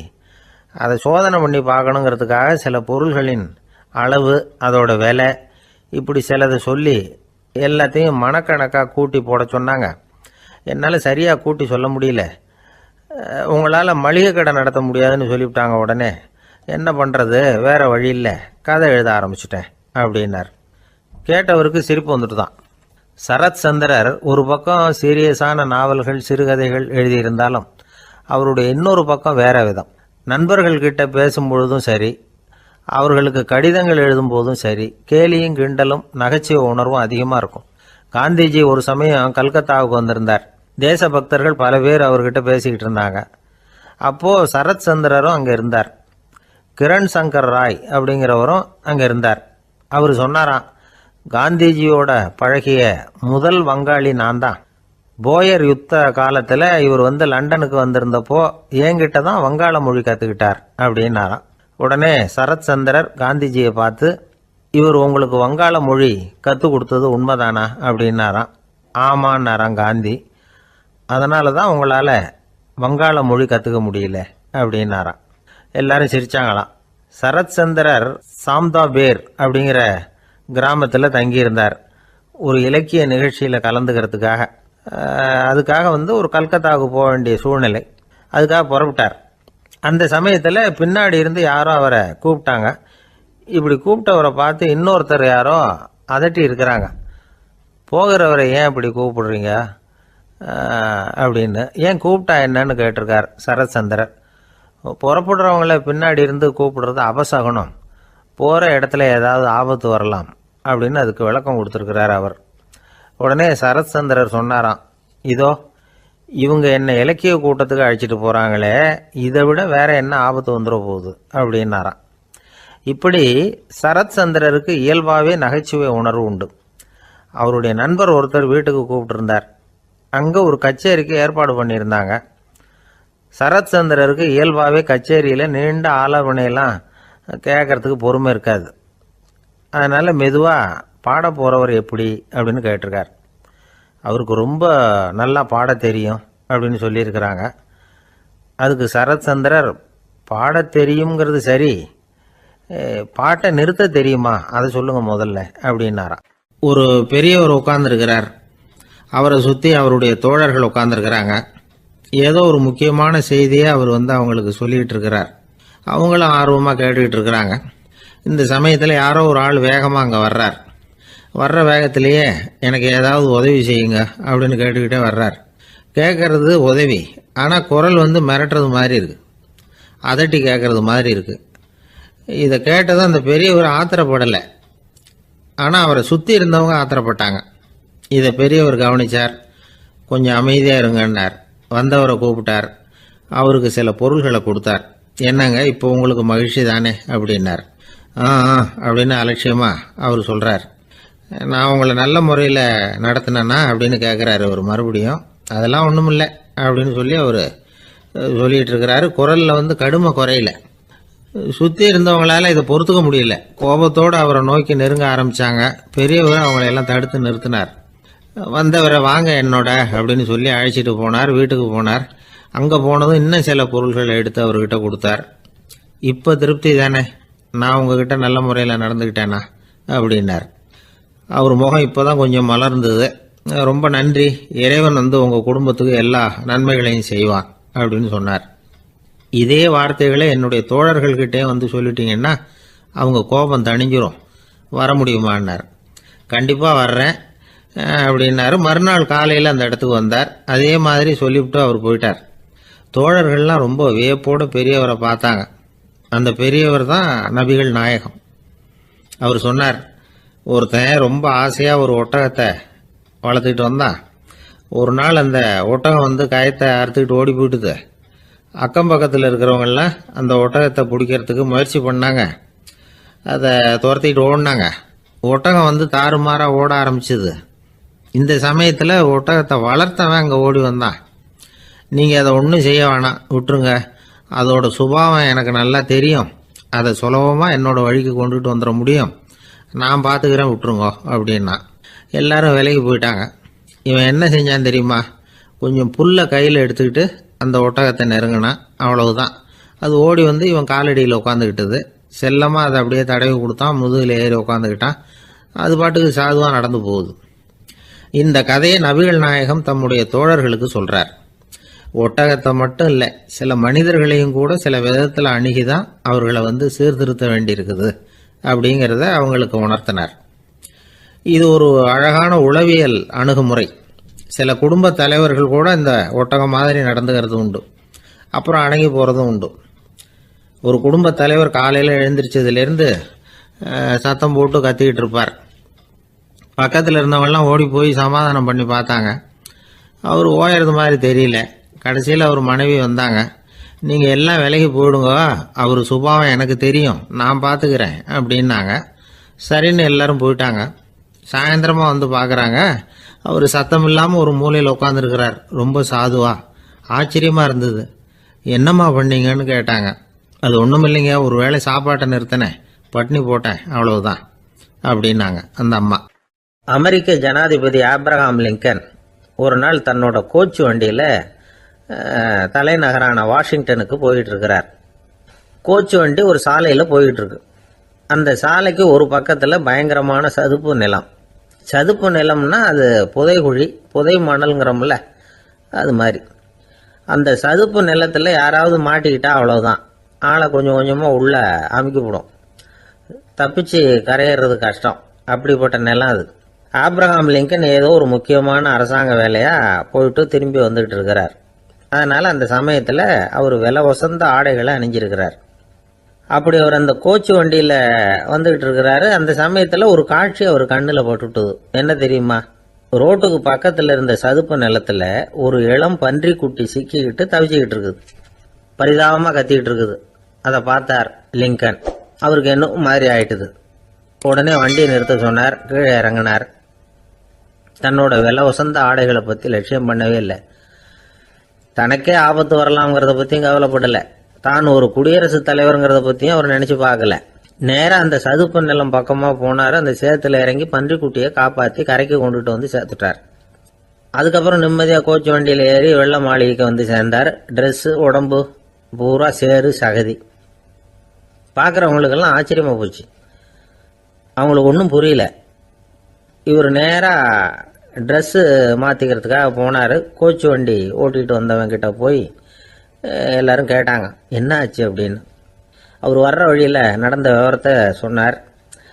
ஆப்ரஹாம் லிங்கனுடைய இந்த இறக்க குணத்தை எல்லாரும் பாராட்டினாங்களாம், புகழ்ந்தாங்களாம். ஆனால் இதுக்கு லிங்கன் என்ன பதில் சொன்னார் தெரியுமா? தயவு பண்ணி இந்த புகழ்ச்சியான பேச்சையெல்லாம் ஒதுக்குங்க, அதெல்லாம் வேணாம். அந்த சின்ன பிராணி சகதியில மாட்டிக்கிட்டு துடிச்சுக்கிட்டு இருந்தது. அதை பார்த்தேன். உடனே என்னுடைய இதயத்துல ஒரு முள்ளு தைச்சது மாதிரி ஒரு உணர்வு. அந்த முள்ளை பிடுங்கி எறிஞ்சேன், அவ்வளவுதான். உண்மையில் அந்த பிராணிக்கு நான் உதவினேங்கிறத விட எனக்கு ஏற்பட்ட இன்னலை போக்கிட்டேன் அப்படிங்கிறது தான் உண்மை. அதுதான் பொருத்தம். அப்படி இருக்கிறப்போ இதில் புகழறதுக்கு என்ன இருக்குது அப்படின்னாராம் ஆபிரகாம் லிங்கன். எவ்வளவு யதார்த்தமான வார்த்தைகள் பாருங்க. இந்த காலத்தில் நம்மளையும் பல பேர் அப்படி உண்டு. நீச்சல் தெரியாத ஒரு ஆள் தண்ணியில் இறங்கிட்டான். தண்ணி ஆழம்ங்கிறது அப்புறமா தான் தெரிஞ்சுது. தத்தளிக்க ஆரம்பிச்சுட்டான். வாழ்னு கத்துறான். கரையில் நின்றுட்டு இருந்த ஒருத்தர் இதை பார்த்தார். உடனே அவருக்கு இதயத்தில் முள்ளு தைச்சது மாதிரி ஒரு உணர்வு. உடனே குபீர்னு தண்ணியில் பாஞ்சார். அவரை காப்பாற்றி கரைக்கு கொண்டுட்டு வந்து சேர்த்தார். இதை பார்த்துக்கிட்டு இருந்த இன்னொருத்தர் காப்பாற்றின அந்த ஆளை பாராட்டி புகழ்ந்தார். என்ன புகழாதீங்க சார் அப்படின்னார் அவர். ஏன்னு கேட்டார் இவர். நான் அந்த ஆளை ஏன் காப்பாற்றினேன் தெரியுமா? அவன் நேற்றுக்கு என்கிட்ட 300 ரூபா கடன் வாங்கியிருக்கிறான். இவன் தண்ணியில் போட்டான்னா நான் கொடுத்த கடனும் தண்ணியில் போடும். அதனால தான் விழுந்து காப்பாற்றினேன் அப்படின்னா அந்த ஆள். ஒருத்தர் இருக்கார், நல்ல உத்தியோகத்தில் தான் இருக்கிறார். ஆனால் எப்போ பார்த்தாலும் முகத்தை வெறுப்பாக வச்சிருப்பார். அப்படியே வருவார் போவார். ஏன் சார் இப்படி இருக்கிறீங்க அப்படின்னு விசாரித்தோம். ஏன்டா இந்த வேலைக்கு வந்தோம்னு இருக்கு சார் அப்படின்னார். உங்கள் வேலை உங்களுக்கு பிடிக்கலையா அப்படின்னு கேட்டோம். இல்லைன்னார். இப்படிப்பட்டவங்க வெற்றிகரமான வாழ்க்கை வாழ முடியாது. இது நிபுணர்கள் கருத்து. வேலையை நேசிக்க தெரிந்தவர்கள் வெற்றி பெறுவார்கள் அப்படிங்கிறாங்க அவங்க. எந்த துறையாக இருந்தாலும் சரி, அந்த துறையில் வெற்றிகரமாக இருக்கிறவங்கள விசாரித்து பாருங்க. எனக்கு என்னுடைய வேலை ரொம்ப பிடிக்கும் அப்படின்னு சொல்கிறவங்களா தான் இருப்பாங்க. அப்படி இருந்தால் தான் அது வெற்றிகரமாக இருக்க முடியுது அவங்களால. ஒருத்தனுக்கு பிடித்தமான பொழுதுபோக்கே அவனுடைய தொழிலாக இருந்துட்டுதுன்னா அவனை மாதிரி கொடுத்து வச்சவன் வேற யாரும் இல்லை அப்படிங்கிறார் பெர்னாட் ஷா. ஒரு தடவை மன்னர் ஹுமாயூன் உயிரை தண்ணீர் முண்டு ஊற்றுகிற தொழிலாளி ஒருத்தர் காப்பாற்றினாராம் அந்த ஹுமாயூன் உயிரை. உடனே மன்னர் கேட்டிருக்கார், உனக்கு என்ன வேணும்னாலும் கேளு தரேன், உயர் பதவி வேணுமா அப்படின்னு கேட்டாராம். மன்னா, மக்களின் தாகம் தீர்க்கக்கூடிய இந்த பணியை விட உயர்ந்தது உண்டா அப்படின்னாராம் அந்த தொழிலாளி. அவரால் அவருடைய வேலையை நேசிக்க முடிஞ்சுது. அதனால் மகிழ்ச்சியாக இருக்க முடிஞ்சுது. நாமெல்லாம் அப்படி இல்லை. வேலை கிடைக்கிற வரைக்கும் கிடைச்சா போதும் அப்படின்னு இருக்கோம். கிடைச்சதுக்கப்புறம் ஏன்டா அந்த வேலைக்கு வந்தோம்னு ரொம்பவும் அழுத்துக்குவோம். சரி, நாம் இருக்கிற இடத்துல நாம் வெற்றிகரமாக இருக்க வழி உண்டா அப்படின்னா உண்டுன்னு சொல்கிறாங்க. அதாவது மன இயல் நிபுணர்கள் இருக்கிறாங்க இல்லையா, அவங்க அதுக்கு முக்கியமாக 6 வழிகள் சொல்கிறாங்க. நீங்கள் ஒரு அலுவலகத்தில் வேலை பார்க்குறவரா அப்படின்னா இதை கேளுங்க. அதாவது உங்கள் மேலதிகாரி எதிர்பார்ப்புக்கு தகுந்த மாதிரி உங்கள் வேலை இருக்குதா? அப்படி இல்லைன்னா முதல்ல உங்கள் வேலையின் தரம் உயரணும். உங்களுக்கு மேலே கீழே வேலை பார்க்குற பணியாளர்கள்கிட்ட நல்ல விதமாக பழகிறீங்களா? அந்த உறவு முறையில் ஏதாவது குறை இருந்தால் அதை கண்டுபிடிச்சி சரி பண்ணுங்க. நம்பிக்கைக்கு உரியவர் அப்படின்னு நீங்கள் பேர் எடுக்கணும். நீங்கள் எடுக்கிற முடிவு நல்ல முடிவாக தான் இருக்கும் அப்படின்னு அடுத்தவங்க சொல்லணும். உங்கள் தோற்றத்துக்கு முக்கியத்துவம் கொடுங்க. இது மனம் உடல் ரெண்டும் சம்பந்தப்பட்டது. அதனால் மனசையும் ஆரோக்கியமாக வச்சுருக்கணும், உடம்பையும் ஆரோக்கியமாக வச்சுருக்கணும். உங்களுடைய நிர்வாகம் செயல்படுற விதத்தை நல்லா புரிஞ்சு வச்சுக்கணும். உங்களுடைய நிர்வாகம் இப்போ ஒரு காரியம் செய்யுதுன்னு வச்சுங்க, ஏன் அப்படி செய்யுது, எதுக்காக அப்படி செய்யுது, அதனுடைய குறிக்கோள் என்ன, அது நீடிக்கிறதுக்கு காரணம் என்ன, இதெல்லாம் தெரிஞ்சுக்கணும். சிரிப்புக்கு வஞ்சகம் பண்ணக்கூடாது. நல்லா சிரிக்கணும், அப்போ தான் அது திரும்ப கிடைக்கும். கடந்த கால தோல்வியை பற்றி கவலைப்படக்கூடாது. முதலாளி விருப்பம் தெரிஞ்சு நடந்துக்கிறது நல்லது தான். அதுக்காக காக்கா பிடிக்கணுங்கிற அவசியம் இல்லை.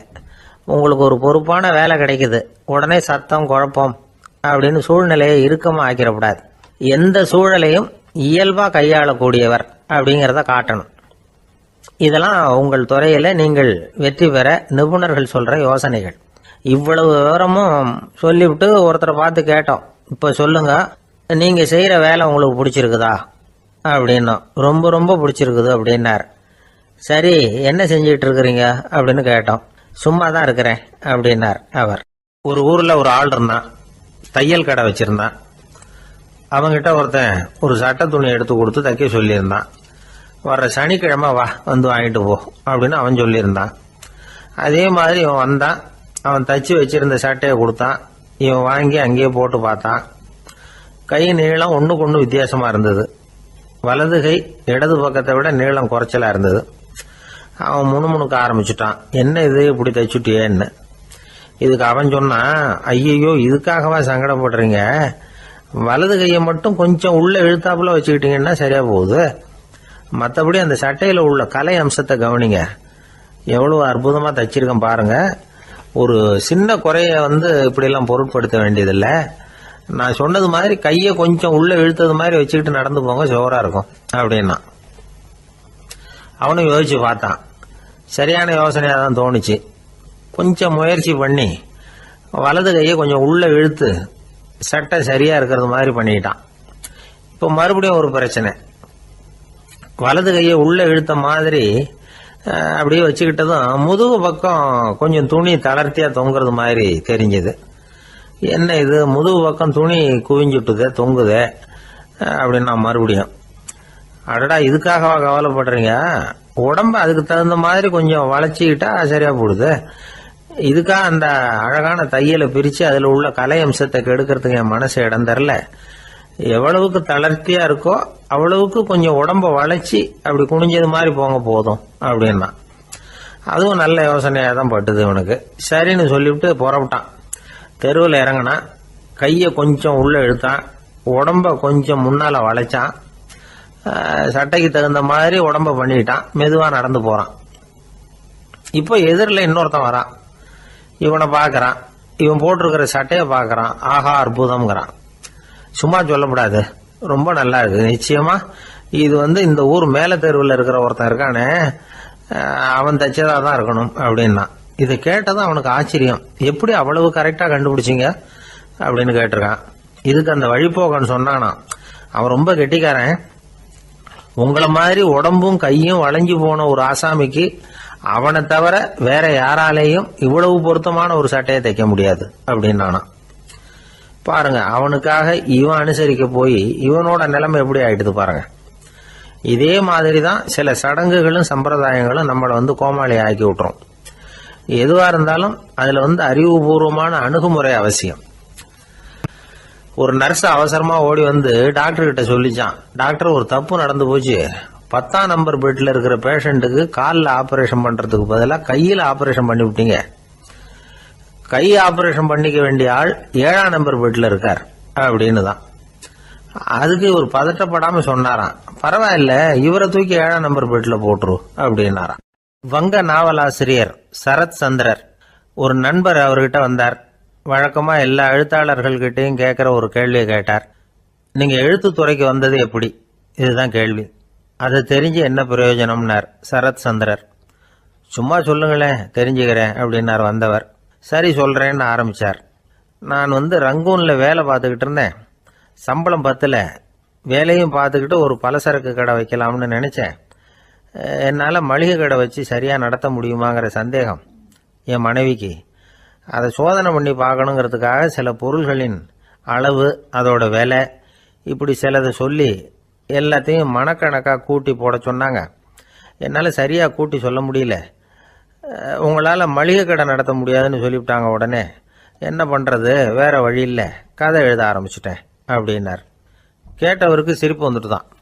சரத் சந்திரர் ஒரு பக்கம் சீரியஸான நாவல்கள் சிறுகதைகள் எழுதியிருந்தாலும் அவருடைய இன்னொரு பக்கம் வேற விதம். நண்பர்கள் கிட்ட பேசும்பொழுதும் சரி, அவர்களுக்கு கடிதங்கள் எழுதும் போதும் சரி, கேலியும் கிண்டலும் நகைச்சுவை உணர்வும் அதிகமா இருக்கும். காந்திஜி ஒரு சமயம் கல்கத்தாவுக்கு வந்திருந்தார். தேசபக்தர்கள் பல பேர் அவர்கிட்ட பேசிக்கிட்டு இருந்தாங்க. அப்போ சரத் சந்திரரும் அங்க இருந்தார். கிரண் சங்கர் ராய் அப்படிங்கிறவரும் அங்க இருந்தார். அவர் சொன்னாராம், காந்திஜியோட பழகிய முதல் வங்காளி நான் தான். போயர் யுத்த காலத்துல இவர் லண்டனுக்கு வந்திருந்தப்போ என்கிட்ட தான் வங்காள மொழி கத்துக்கிட்டார் அப்படின்னாராம். உடனே சரத் சந்திரர் காந்திஜியை பார்த்து, இவர் உங்களுக்கு வங்காள மொழி கத்து கொடுத்தது உண்மைதானா அப்படின்னாராம். ஆமான்னாராம் காந்தி. அதனாலதான் உங்களால வங்காள மொழி கத்துக்க முடியல அப்படின்னாராம். எல்லாரும் சிரிச்சாங்களாம். சரத் சந்திரர் சாம்தாபேர் அப்படிங்கிற கிராமத்துல தங்கியிருந்தார் ஒரு இலக்கிய நிகழ்ச்சியில கலந்துக்கிறதுக்காக. அதுக்காக ஒரு கல்கத்தாவுக்கு போக வேண்டிய சூழ்நிலை. அதுக்காக புறப்பட்டார். அந்த சமயத்துல பின்னாடி இருந்து யாரோ அவரை கூப்பிட்டாங்க. இப்படி கூப்பிட்டவரை பார்த்து இன்னொருத்தர் யாரோ அதட்டி இருக்கிறாங்க. போகிறவரை ஏன் இப்படி கூப்பிடுறீங்க அப்படின்னு, ஏன் கூப்பிட்டா என்னன்னு கேட்டிருக்கார் சரத்சந்திரர். புறப்படுறவங்கள பின்னாடி இருந்து கூப்பிடுறது அபசகுனம், போகிற இடத்துல ஏதாவது ஆபத்து வரலாம் அப்படின்னு அதுக்கு விளக்கம் கொடுத்துருக்கிறார் அவர். உடனே சரத்சந்திரர் சொன்னாராம், இதோ இவங்க என்ன இலக்கிய கூட்டத்துக்கு அழைச்சிட்டு போகிறாங்களே, இதை விட வேற என்ன ஆபத்து வந்துட போகுது அப்படின்னாராம். இப்படி சரத்சந்திரருக்கு இயல்பாகவே நகைச்சுவை உணர்வு உண்டு. அவருடைய நண்பர் ஒருத்தர் வீட்டுக்கு கூப்பிட்டுருந்தார். அங்கே ஒரு கச்சேரிக்கு ஏற்பாடு பண்ணியிருந்தாங்க. சரத்சந்திரருக்கு இயல்பாகவே கச்சேரியில் நீண்ட ஆலோசனையெல்லாம் கேட்கறதுக்கு பொறுமை இருக்காது.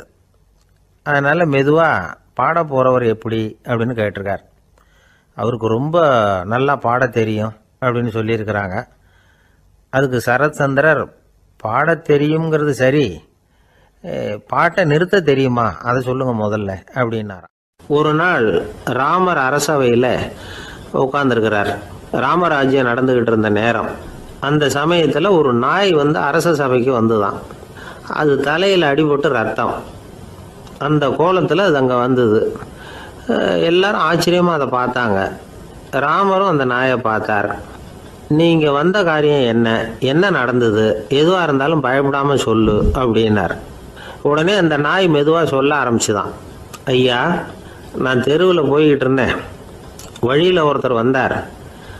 அவர் வேத சாஸ்திரம்லாம் படித்த பெரியவர். அவர் எந்த காரணமும் இல்லாமல் அவர் கையில் வச்சுருந்த குச்சியால் என் தலையில் அடிச்சுட்டார். அதுதான் தலையில் ரத்தம். இதை நீங்கள் விசாரித்து தகுந்த தீர்ப்பு வழங்கணும் அப்படின்னு தான் அந்த நாய். ராமர் பார்த்தார்.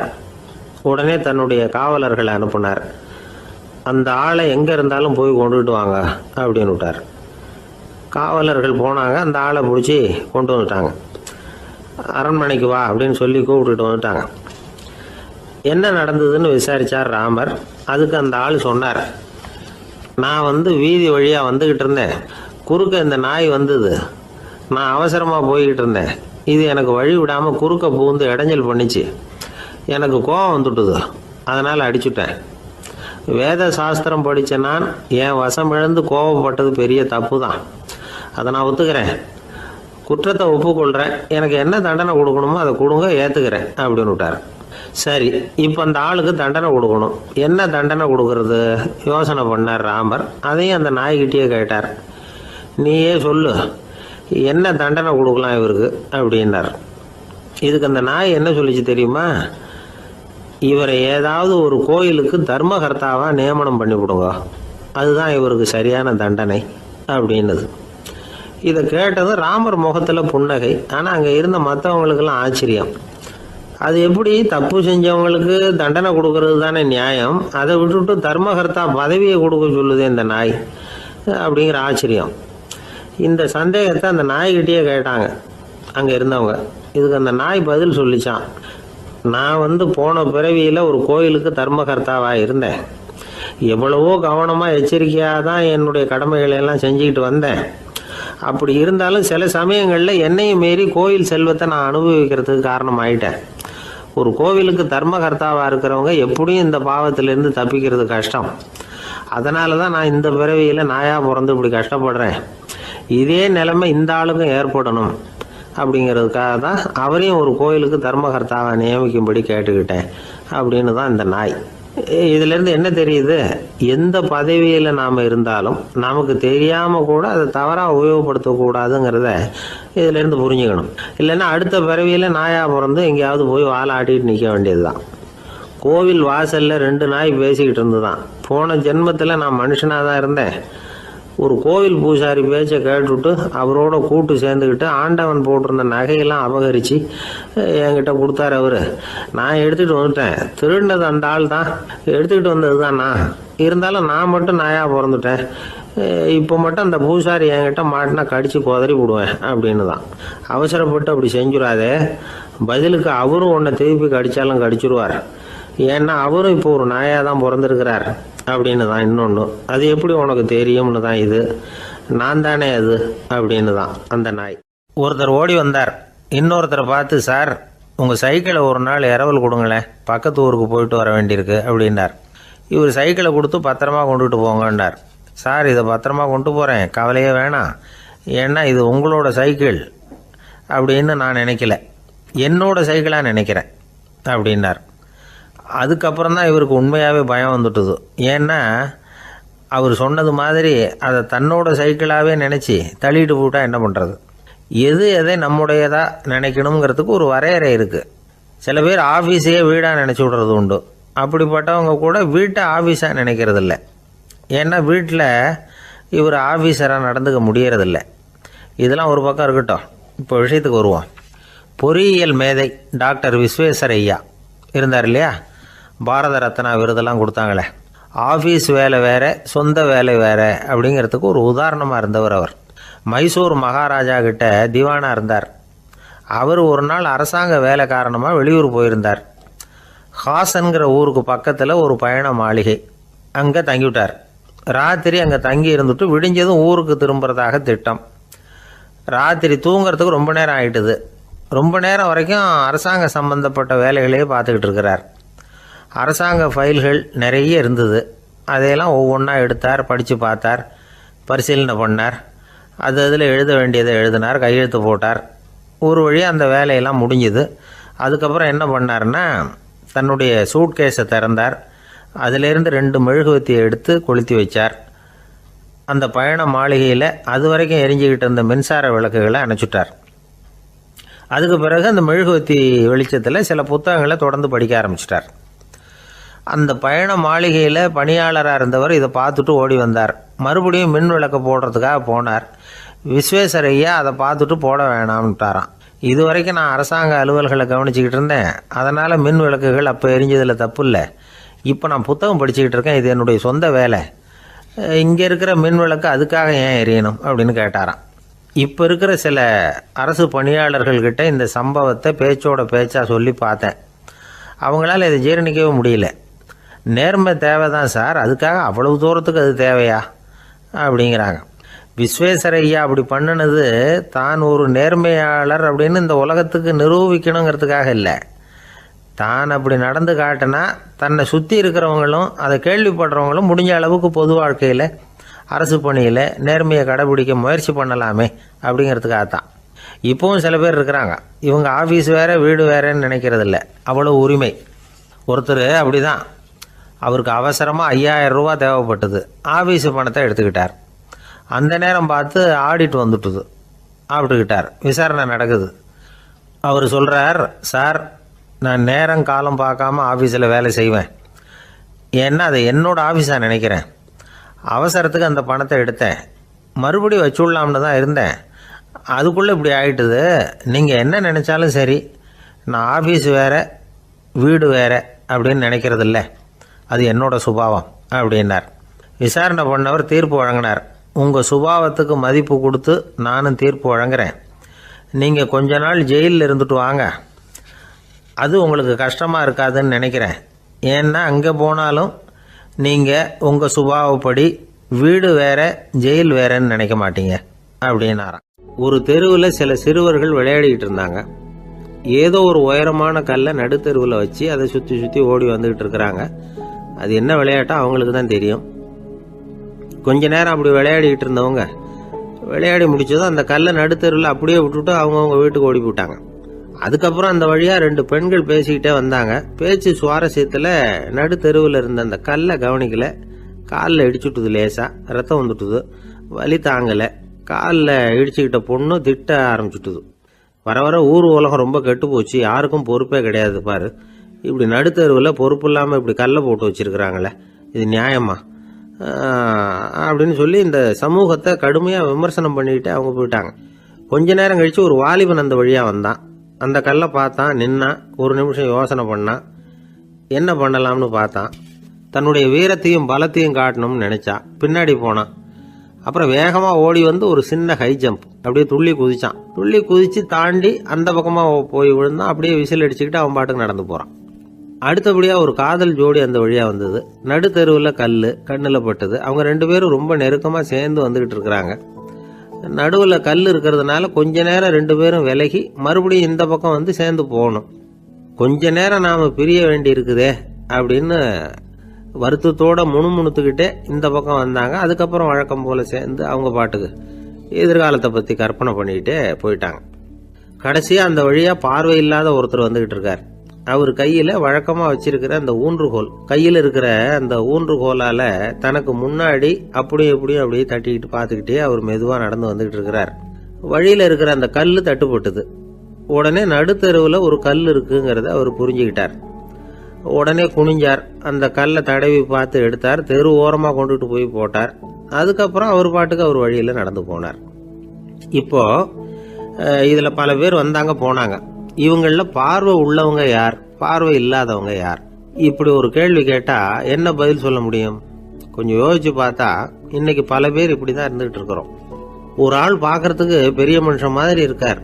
ஒரு தெரு வழியா நடந்து வந்துகிட்டு இருந்தார். இருட்டு நேரம். வழியில ஒரு பெரிய கல்லு கிடந்தது, கருங்கல்லு. பார்த்தார், கொஞ்ச நேரம் யோசிச்சார். போய் தூக்கி பார்த்தா ரொம்ப கனமா இருந்தது. இன்னொரு ஆள் சேர்ந்தாதான் தூக்க முடியும். இவர் உடனே ரோட்டோரமா போய் ஒரு மரத்தடியில உட்காந்துக்கிட்டார். ரெண்டு பக்கமும் பார்த்துக்கிட்டே இருக்கார், யாராவது வர்றாங்களான்னு. கொஞ்ச நேரத்துல ஒருத்தர் வந்தார், இவருக்கு தெரிஞ்சவர். என்னங்க இந்த நேரத்துல இங்க உட்காந்துருக்கிறீங்கன்னு கேட்டார் அவர். அதோ அந்த கருங்கல் அப்படின்னு சுட்டி காட்டினார். ஓ, அதை தூக்கி ஓரமா போடணுமா? வாங்க 2 பேரும் தூக்கலான்னார் வந்தவர். நான் அதுக்காக உட்காந்துருக்கலன்னாரு இவர். பின்ன வேற எதுக்காகன்னார் அவர். ஒரு மனுஷன் கருங்கல்லுல காலை இடிச்சுக்கிட்டான்னா எப்படி துள்ளுவான்னு பாக்கணுங்கிறது எனக்கு ரொம்ப நாளா ஒரு ஆசை, அதுக்காக தான் உட்காந்துருக்கிறேன் அப்படின்னாரு. ஒரு ரயில் போய்கிட்டு இருக்கு. அதுல ஒரு பெரியவர் பிரயாணம் பண்ணிட்டு இருக்கிறார். எதிரில் ஒரு பெரிய அதிகாரி, ஐஏஎஸ் ஆபீசர் உட்கார்ந்துருக்கிறார். 2 பேருக்கும் முன்ன பின்ன அறிமுகம் இல்லை. அவர் வேற யாரோ, இவர் வேற யாரோ. ஒரே ரயிலில் பிரயாணம் பண்ணிட்டு இருக்கிறாங்க. அதுவும் எதிர்த்த இருக்கையில். ஏதோ ஒரு நகரத்தில் வண்டி நின்னுது. 2 பேரும் கீழே இறங்கினாங்க. பெரியவர் ஒரு ட்ரங்க் பெட்டியோட கீழே இறங்கினார். அந்த அதிகாரி கையில் ஒரு சின்ன பெட்டி. அவர் அந்த சின்ன பெட்டியை கீழே வச்சுட்டு கூலி கூலின்னு கத்திக்கிட்டு இருந்தார். இந்த பெரியவர் பார்த்தார். ஐயா, இந்த பெட்டி மட்டும்தானா, இல்லை இன்னும் ஏதாவது இருக்குதா அப்படின்னு விசாரிச்சார். இப்போ அதிகாரி சொன்னார், இல்லைங்க இது மட்டும்தான் அப்படின்னு சொன்னார். இதுக்கு என்னத்துக்காக கூலி ஆள், நானே எடுத்துக்கிட்டு வரேனே, வாங்க அப்படின்னு சொல்லி அந்த பெட்டியை அந்த பெரியவர் கையில் எடுத்துக்கிட்டார். எடுத்ததும் 2 பேரும் பேசிக்கிட்டே நடந்து வராங்க. இப்போ பெரியவர் சொன்னார், இப்போ உள்ள நாகரிகம் எப்படி இருக்குன்னா, சுமை கால் பணம், சுமக்கூலி முக்கால் பணம் அப்படிங்கிற மாதிரி இருக்கு. பணத்தை வீணாக்கிறதோட இது கௌரவம்னு வேற நினைக்கிறாங்க அப்படின்னார். அவர் சொல்றது சரிதான். 10 ரூபாய் மதிப்புள்ள ஒரு சுமையை 30 ரூபா கொடுத்து தூக்கிட்டு போவோம். நாமே அதை தூக்கினா நமக்கு கௌரவ குறைச்சல் அப்படின்னு நினைப்போம். இதுதான் நம்ம நிலைமை. ஆனால் அந்த பெரியவர் என்ன சொன்னார் தெரியுமா? நீங்கள் எங்கே போகணுமோ அது வரைக்கும் நானே இதை எடுத்துகிட்டு வரேன் அப்படின்னார். அந்த அதிகாரி பக்கத்தில் உள்ள ஒரு ஹோட்டல் வரைக்கும் போனார். பெரியவரும் அங்கே கொண்டுட்டு போய் பெட்டியை வச்சார். உடனே அந்த பெரிய அதிகாரி அவருக்கு பணம் கொடுக்கறதுக்காக பர்ஸை எடுத்தார். உடனே இவர், ஐயா எனக்கு கூலி எதுவும் வேணாம், உங்களுக்கு சேவை செய்கிறது என்னுடைய கடமை. நான் இந்த சேவையை செய்தது பணத்துக்காக இல்லை, அன்புக்காக அப்படின்னு சொல்லிவிட்டார். அதுக்கப்புறம் அவர் நன்றின்னார். 2 பேரும் பிரிஞ்சுட்டாங்க. இது முடிஞ்சது. அன்னைக்கு சாயந்தரம் அங்கே ஒரு பெரிய கூட்டம் நடக்குது. இந்த அதிகாரியும் அந்த கூட்டத்துக்கு போகிறார். மக்கள் கூட்டம் ரொம்ப அதிகம். அதனால் இந்த அதிகாரியும் ஒரு ஓரமாக உட்காந்துக்கிட்டார். அப்புறம் கொஞ்ச நேரத்தில் இந்த முக்கிய விருந்தினர் பேசுறதுக்காக வரார் மேடைக்கு. மேடையில் இருந்த பெரியவங்கள்லாம் எழுந்திருச்சு நின்று அவருக்கு மாலை போட்டு மரியாதை செய்கிறாங்க. எங்கேயோ ஒரு மூலையில் உட்காந்துருந்தார் அதிகாரி. அவர் இதை கவனிச்சார். அவருக்கு ரொம்ப ஆச்சரியம், அதிர்ச்சி. ஏன்னா அங்கே பேச வந்த முக்கிய விருந்தினர் வேற யாரும் இல்லை, இன்னைக்கு காலையில் இவர் பெட்டியை தூக்கிட்டு வந்தார் பெரியவர், அவர் தான். சரி, அந்த பெரியவர் யார் தெரியுமா? அவர் தான் ஈஸ்வர சந்திர வித்யாசாகர். கூட்டம் முடிஞ்சது. அதிகாரி அவரை தேடி ஓடினார். அவர் கைகளை பிடிச்சிக்கிட்டார். ஐயா என்னை மன்னிச்சுருங்க அப்படின்னாரு. அப்புறம் சொன்னார், அகங்காரங்கிற கெட்ட புத்தி தான் உண்மையை கண்கள்ல இருந்து மறைக்குது. அகங்காரம் தான் மனுஷனை அழிக்குது. நீங்கள் ரொம்ப பெரிய மனிதர், இருந்தாலும் மனிதத்தன்மையோடு நடந்துக்கிறீங்க. இந்த அன்பு, தயவு, பொறுமை இதெல்லாம் இல்லைன்னா மனிதனாக இருக்கிறதுல என்ன பிரயோஜனம் அப்படின்னு சொல்லிவிட்டு அந்த அதிகாரி போனாராம். மனிதத்தன்மைன்னா என்ன அப்படிங்கிற கேள்விக்கு இந்த பெரியவர் ஒரு உதாரணம். இப்பெல்லாம் அப்படியா இருக்கிறாங்க? ஒரு பெரியவர் ஒரு பெட்டியை தூக்கிட்டு வந்துக்கிட்டு இருக்கிறார். ஒரு இளைஞன் ஓடி வந்தான். கொடுங்க சார், நான் தூக்கிட்டு வரேன்னா. கொடுத்தார். வாங்கி தலையில் வச்சுக்கிட்டான். அப்புறம் சொன்னான், அடுத்தவங்க சிரமப்படக்கூடாதுங்கிறது என்னுடைய கொள்கை அப்படின்னா. அது நல்லது தான்னார் அவர். கடைசியில் பெட்டியை கொடுத்தான். வாங்கிக்கிட்டு பரிசை திறந்தார் பணம் கொடுக்கறதுக்காக. வேணாங்க அப்படின்னு விட்டான் அந்த இளைஞன். ஏன்னார், நான் சொன்னேன் அடுத்தவங்க சிரமப்படக்கூடாதுங்கிறது என்னுடைய கொள்கைன்னு. அதனால் உங்களுக்கு சிரமம் கொடுக்கக்கூடாதுங்கிறதுக்காக வரும்பொழுது நானே உங்கள் பரிசை எடுத்து வேணுங்கிற பணத்தை எடுத்துக்கிட்டு திருப்பி உங்கள் பாக்கெட்லேயே போட்டுட்டேன் அப்படின்னா. இப்படி இருக்குது இந்த காலம். அதனால் வாழ்க்கையில் அன்பு, தயவு, பொறுமை இதெல்லாம் ரொம்ப அவசியம் அப்படிங்கிறத நாம் புரிஞ்சுக்கணும். ஒரு விஞ்ஞானி இருந்தார். அவர் பேர் என்னன்னா ஹோ, இதுதான் அவர் பேர். ஒரு ஊசியை கண்டுபிடிக்கணும். அதுக்காக அவர் ரொம்ப காலமாக தலையை பிச்சுக்கிட்டு ஆராய்ச்சி பண்ணிக்கிட்டு இருந்தார். அது என்ன ஊசி தெரியுமா? இந்த தையல் மிஷினில் இருக்குல்ல, அந்த ஊசி தான். அவருக்கு பிடிபடாமல் இருந்த விஷயம் என்னன்னா, அந்த ஊசியோட கூர்மையான பாகத்தில் நூலை எப்படி கோக்கிறது, அது எப்படி சேர்க்கறது. அதில் மற்ற ஒரு பாகம் மிஷினுக்கு உள்ளே போயிடுது. அதனால் அந்த பாகத்தில் சாதாரணமாக மற்ற ஊசியில் நாம் செய்கிறது மாதிரி நூலை கொண்டு போய் நுழைக்க முடியாது. அப்படியே நுழைச்சாலும் தைக்கிறது எப்படி? அது முடியாத காரியம்.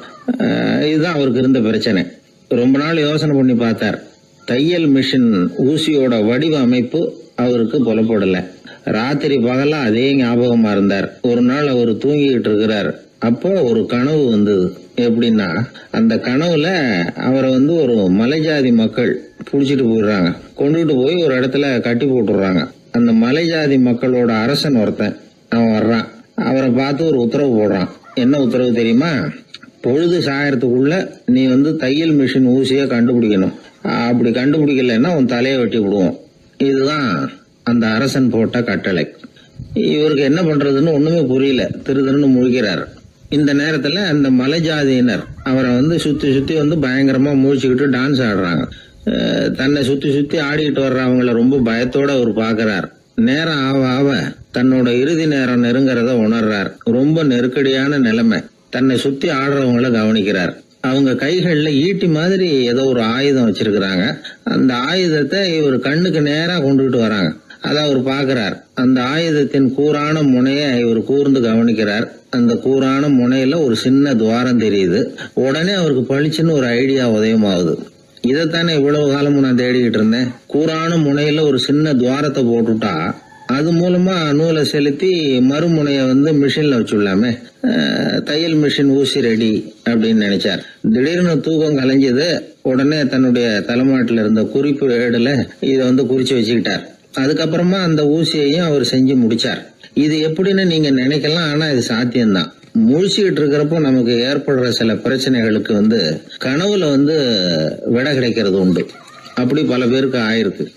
உங்களையும் பல பேருக்கு இது மாதிரி அனுபவம் ஏற்பட்டிருக்கலாம். எந்த ஒரு செயலை பத்தி நினைக்கிறப்போ அந்த செயல் நம்ம நினைவுல ஒரு நல்ல வடிவம் பெறுது. ஒரு செயல் திட்டத்தை எந்த அளவுக்கு நாம நல்ல யோசனை செஞ்சு திட்டம் போடுறோமோ அந்த அளவுக்கு அதை சுலபமா செஞ்சு முடிக்க முடியும்.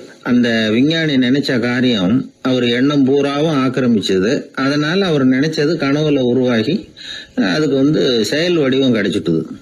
மனிதனோட உள் மனசுக்கு அவ்வளவு ஆற்றல் உண்டு அப்படின்னு சொல்றாங்க. தூக்கத்தை ஆக்கபூர்வமா உபயோகப்படுத்துறது எப்படி அப்படிங்கறத பத்தி எல்லாம் இப்ப நிறைய ஆராய்ச்சி பண்றாங்களாம். பயிற்சியெல்லாம் வேற கொடுக்குறாங்களாம். அதனால தூக்கத்தை பத்தி லேசா நினைச்சுடாதீங்க. நமக்கு வேண்டியப்பட்ட ஒருத்தர், அவருக்கு தூக்கத்துல நடக்கிற வியாதி, அதுக்காக மருந்து சாப்பிட்டுக்கிட்டு இருந்தார். ஒரு நாள் அவரை பார்த்து கேட்டோம், ஏங்க உங்க தூக்கத்துல நடக்கிற வியாதிக்கு மருந்து சாப்பிட்டீங்களே, ஏதாவது முன்னேற்றம், ஏதாவது இம்ப்ரூவ்மெண்ட் தெரியுதா அப்படின்னு கேட்டோம். தெரியுதுன்னார். எப்படின்னோம். அதுக்கு அவர் சொல்றார், முன்னாடி எல்லாம் தூக்கத்துல ஒரு 10 அடி தூரம் நடப்பேன், இப்போலாம் ஒரு 40 அடி வரைக்கும் நடக்கிறேன் அப்படின்னு. ஒரு நாள் ஒரு 10-15 பள்ளிக்கூடத்து பிள்ளைங்க தேடிட்டு வந்தாங்க. உங்களை பார்த்துட்டு தான் போகணும், அதுக்காக தான் வந்திருக்கோம்னாங்க. என்ன விஷயம்னு கேட்டோம். நாங்கள்லாம் கூடி ஒரு முடிவு பண்ணியிருக்கிறோம், அதை உங்ககிட்ட சொல்லணும் அப்படின்னாங்க. அதுவும் ஒரு வாண்டு பையன் அதை சொன்னான். என்ன முடிவு அது அப்படின்னு கேட்டோம் ரொம்ப ஆர்வமாக. அதை இப்போ சொல்ல மாட்டோம். எங்களுக்கு பிடிக்கிற மாதிரி ஏதாவது ஒரு தகவல் சொன்னால் அதுக்கப்புறம் நாங்கள் அதை சொல்கிறோம் அப்படின்னு அந்த வாண்டு பையன். சரி, சின்ன பையன்கிட்ட இன்றைக்கி வசமாக மாட்டிக்கிட்டோம் அப்படின்னு நினச்சிக்கிட்டு அவங்களுக்கு தகுந்த மாதிரி ஒரு கதை சொல்ல ஆரம்பித்தோம். அது என்ன கதைன்னா, ஒரு பெரிய காடு, அதில் பலவிதமான மிருகங்கள். அந்த காட்டுக்கு ஒரு சிங்கம்தான் ராஜா. எப்பவும் காட்டுக்கு அது தானே ராஜா.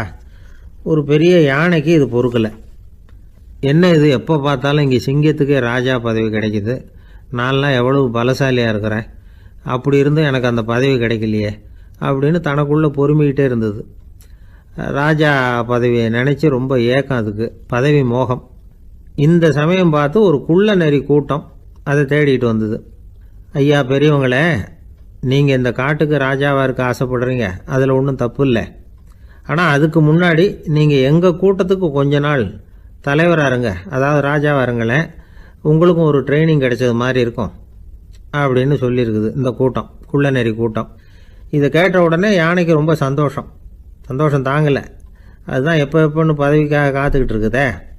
இருந்தாலும் கொஞ்சம் பிகுவோட, சரி நீங்கள்லாம் இவ்வளோ தூரம் என்னை தேடிட்டு வந்து கேட்கறதுனால மறுக்க முடியல அப்படின்னு ரொம்ப ஏதோ அவளுக்கு சிரமப்பட்டு ஒத்துக்கிறது மாதிரி ஒத்துக்கிட்டது. ஏதோ உங்கள் ஆசைக்கு கட்டுப்படுறேன், கொஞ்ச நாள் உங்கள் கூட்டத்துக்கு ராஜாவாக இருக்கிறதுக்கு சம்மதிக்கிறேன் அப்படின்னுது. உடனே அந்த யானை ராஜ நட போட ஆரம்பிச்சிட்டுது. யானை சாதாரணமாக நடந்தாவே எப்படி இருக்குங்கிறது நமக்கு தெரியும். அதுவே ராஜ நடந்தால் எப்படி இருக்கும் கற்பனை பண்ணி பாருங்கள். யானை முன்னாடி கம்பீரமாக போய்கிட்டு இருக்குது, தலைவர் இல்லையா, அதனால் குள்ள நரிகள்லாம் ரொம்ப அடக்கமாக அது பின்னாடி அணிவகுத்து போயிட்டு இருக்குது. ராஜா வாழ்க, மன்னர் வாழ்க அப்படின்னு கோஷம் வேற. யானைக்கு தலைகால் புரியல, அவ்வளவு சந்தோஷம். அந்த யானைக்கு செருக்கு, ஆணவம் எல்லாம் ஏற்பட்டு போச்சு. அதுக்கப்புறம் அது தரையை பார்க்குமா, நிமிர்ந்து நடக்க ஆரம்பிச்சுட்டுது. தரையை பார்க்குறதே இல்லை. அப்படி போயிட்டுருக்கிறப்போ ஒரு சதுப்பு நிலத்தில் திடீர்னு காலை வச்சுட்டுது. அவ்வளோதான், கால் உள்ளே போட்டுது. இன்னொரு காலை எடுத்து வச்சுது, அதுவும் உள்ளே போட்டுது. அந்த 2 காலையும் எடுக்கிறதுக்காக அடுத்த 2 காலையும் அழுத்திச்சு, அதுவும் உள்ளே போக ஆரம்பிச்சுட்டுது. இப்போ 4 காலம் வசமாக சேத்துல அழுந்தி போச்சு, எடுக்க முடியல. குள்ள நரிகள்லாம் அதை சுற்றி சுற்றி வந்தது. சிலது சுற்றி நின்று டான்ஸ் ஆட ஆரம்பிச்சுட்டுது யானையை பார்த்துட்டு. இதை யானை பார்த்தது. என்ன இது, தலைவர் நான் தவிச்சிக்கிட்டு இருக்கிறேன், தொண்டர்கள்லாம் சுற்றி நின்று வேடிக்கை பார்த்துக்கிட்டு இருக்கிறீங்க, டான்ஸ் ஆடுறீங்க அப்படின்னு கேட்டுதான். தொண்டர்களே, தலைவர் நான் தவிச்சிக்கிட்டு இருக்கிறது உங்களுக்கு தெரியலையா? இப்போ உடனே உங்கள் தலைவரை காப்பாற்ற வேண்டியது உங்கள் கடமை இல்லையா அப்படின்னு கத்துச்சான் அந்த யானை. குள்ள நரிகளில் ஒன்று முன்னாடி நின்று அந்த யானையை பார்த்து தான், தலைவரே எங்களுக்கு ரொம்ப நாளாக ஒரு ஆசை, அந்த ஆசையை நிறைவேற்றிக்கிறதுக்காகத்தான் உங்களை எங்கள் தலைவராக ஏற்றுக்கிறோம்னு சொன்னோம் அப்படின்னு தான். என்ன ஆசைன்னு கேட்டிருக்கு யானை. யானை கறி சாப்பிட்டு பார்க்கணுங்கிறது எங்களுக்கு ரொம்ப நாளாக ஆசை, அது இன்றைக்கி தான் நிறைவேற போகுது அப்படின்னு தான் அந்த நரி. இதை கேட்ட உடனே அந்த யானை அப்படியே மூர்ச்சி ஆகிட்டு தான். நரிகள்லாம் அது மேலே ஏறி குதற ஆரம்பிச்சுட்டு தான். பதவி மேலே இருந்த பேராசை அந்த பலசாலியான யானையையே மாட்டி விட்டுட்டுது பார்த்தீங்களா அப்படின்னு சொல்லி முடித்தோம் இந்த கதையை அந்த சின்ன பிள்ளைங்கக்கிட்ட. சரிங்க, இப்போ நாங்கள் உங்களை தேடி வந்த விஷயம் என்னங்கிறத சொல்லவா அப்படின்னா ஒரு வாண்டு பையன். சீக்கிரம் சொல்லு தம்பி, சஸ்பென்ஸ் தாங்கலை அப்படின்னோம். அவன் மெதுவாக எங்களை பார்த்து சொல்கிறான், எங்களுக்கு கொஞ்ச நாள் நீங்கள் தலைவராக இருந்தால் தேவலை அப்படின்னா. ஒரு நண்பர் சினிமா படம் தயாரிக்கிறவர், அவர்கிட்ட ஒரு நாள் பேசிக்கிட்டு இருந்தேன். அது எப்படி சார், நீங்கள் எடுக்கிற எந்த படமும் கையை கடிக்காத அளவுக்கு எடுத்துடுறீங்களே, அது எப்படின்னு கேட்டேன். அது ஒன்றும் பெரிய விஷயம் இல்லை சார், பெண்களுக்குன்னு சில உருக்கமான காட்சிகள், இளைஞர்களுக்குன்னு சில நடனங்கள், அடிதடி காட்சிகள், அப்புறம் வயசானவங்களுக்குன்னு சில ஆன்மீக காட்சிகள், சின்ன பிள்ளைங்களுக்கு சிரிப்பு, இப்படி எல்லாமும் சேர்த்து நான் படம் எடுக்கிறேன். மசாலா படம்னு பேர். இது ரொம்ப பெருசாக இல்லைன்னாலும் ஓரளவுக்கு சுமாராக ஓடிடும், கையை கடிக்காது அப்படின்னார். இது ஒரு உத்தி. சில பத்திரிகை ஆசிரியர்களும் இந்த உத்தியை கையாளுறது உண்டு. இந்த உத்திக்கு பார்னம் உத்தி அப்படின்னு பேர், பார்னம் எஃபெக்ட் அப்படின்னு சொல்லுவாங்க. அதாவது ஃபீனியஸ் டி பார்னம் அப்படின்னு ஒருத்தர் அமெரிக்காவில் இருந்தாராம். அதாவது 19ஆம் நூற்றாண்டில் அமெரிக்காவில் கொடிகட்டி பறந்த ஒரு சர்க்கஸ் நிறுவனத்தின் அதிபர் அவர். இந்த உலகத்தில் ஒவ்வொரு நிமிஷமும் ஒரு ஏமாளி பறந்துக்கிட்டே இருக்கிறான் அப்படிங்கிறது அவருடைய சித்தாந்தம். ஒவ்வொருத்தரையும் திருப்திப்படுத்துகிற அளவுக்கு அம்சங்களை கொஞ்சம் கொஞ்சமாக கலந்து கேளிக்கை நிகழ்ச்சிகளை நடத்தினது தான் அவருடைய மகத்தான வெற்றிக்கு காரணம். அதனால அந்த உத்தியை யார் கடைபிடிச்சாலும் சரி அதுக்கு பாரணம் உத்தி அப்படின்னு பேர் வந்துட்டுது. ஜோசியம் சொல்றவங்களுக்கும் இந்த உத்தி தான் கை கொடுக்குது. ஒரு விஷயத்த ஒருத்தருடைய கோள் நிலைகள் அல்லது கையெழுத்து நிரூபிக்கிறதாக அவர்கிட்ட சொன்னா அதை அவர் நம்பிவிடுவார். ஆனால் அந்த விஷயம் நல்லதாக இருக்கணும், நேர்மையானதாக இருக்கணும், அதாவது பாசிட்டிவாக இருக்கணும். 8ஆம் இடத்துல குரு, 9ஆம் இடத்துல சனி, நீங்கள் ஒரு பெரிய மேதை தான் அப்படின்னு சொல்லுவாங்க. கேட்குறவங்களுக்கு அதை மறுக்கிறதுக்கு மனசு வராது.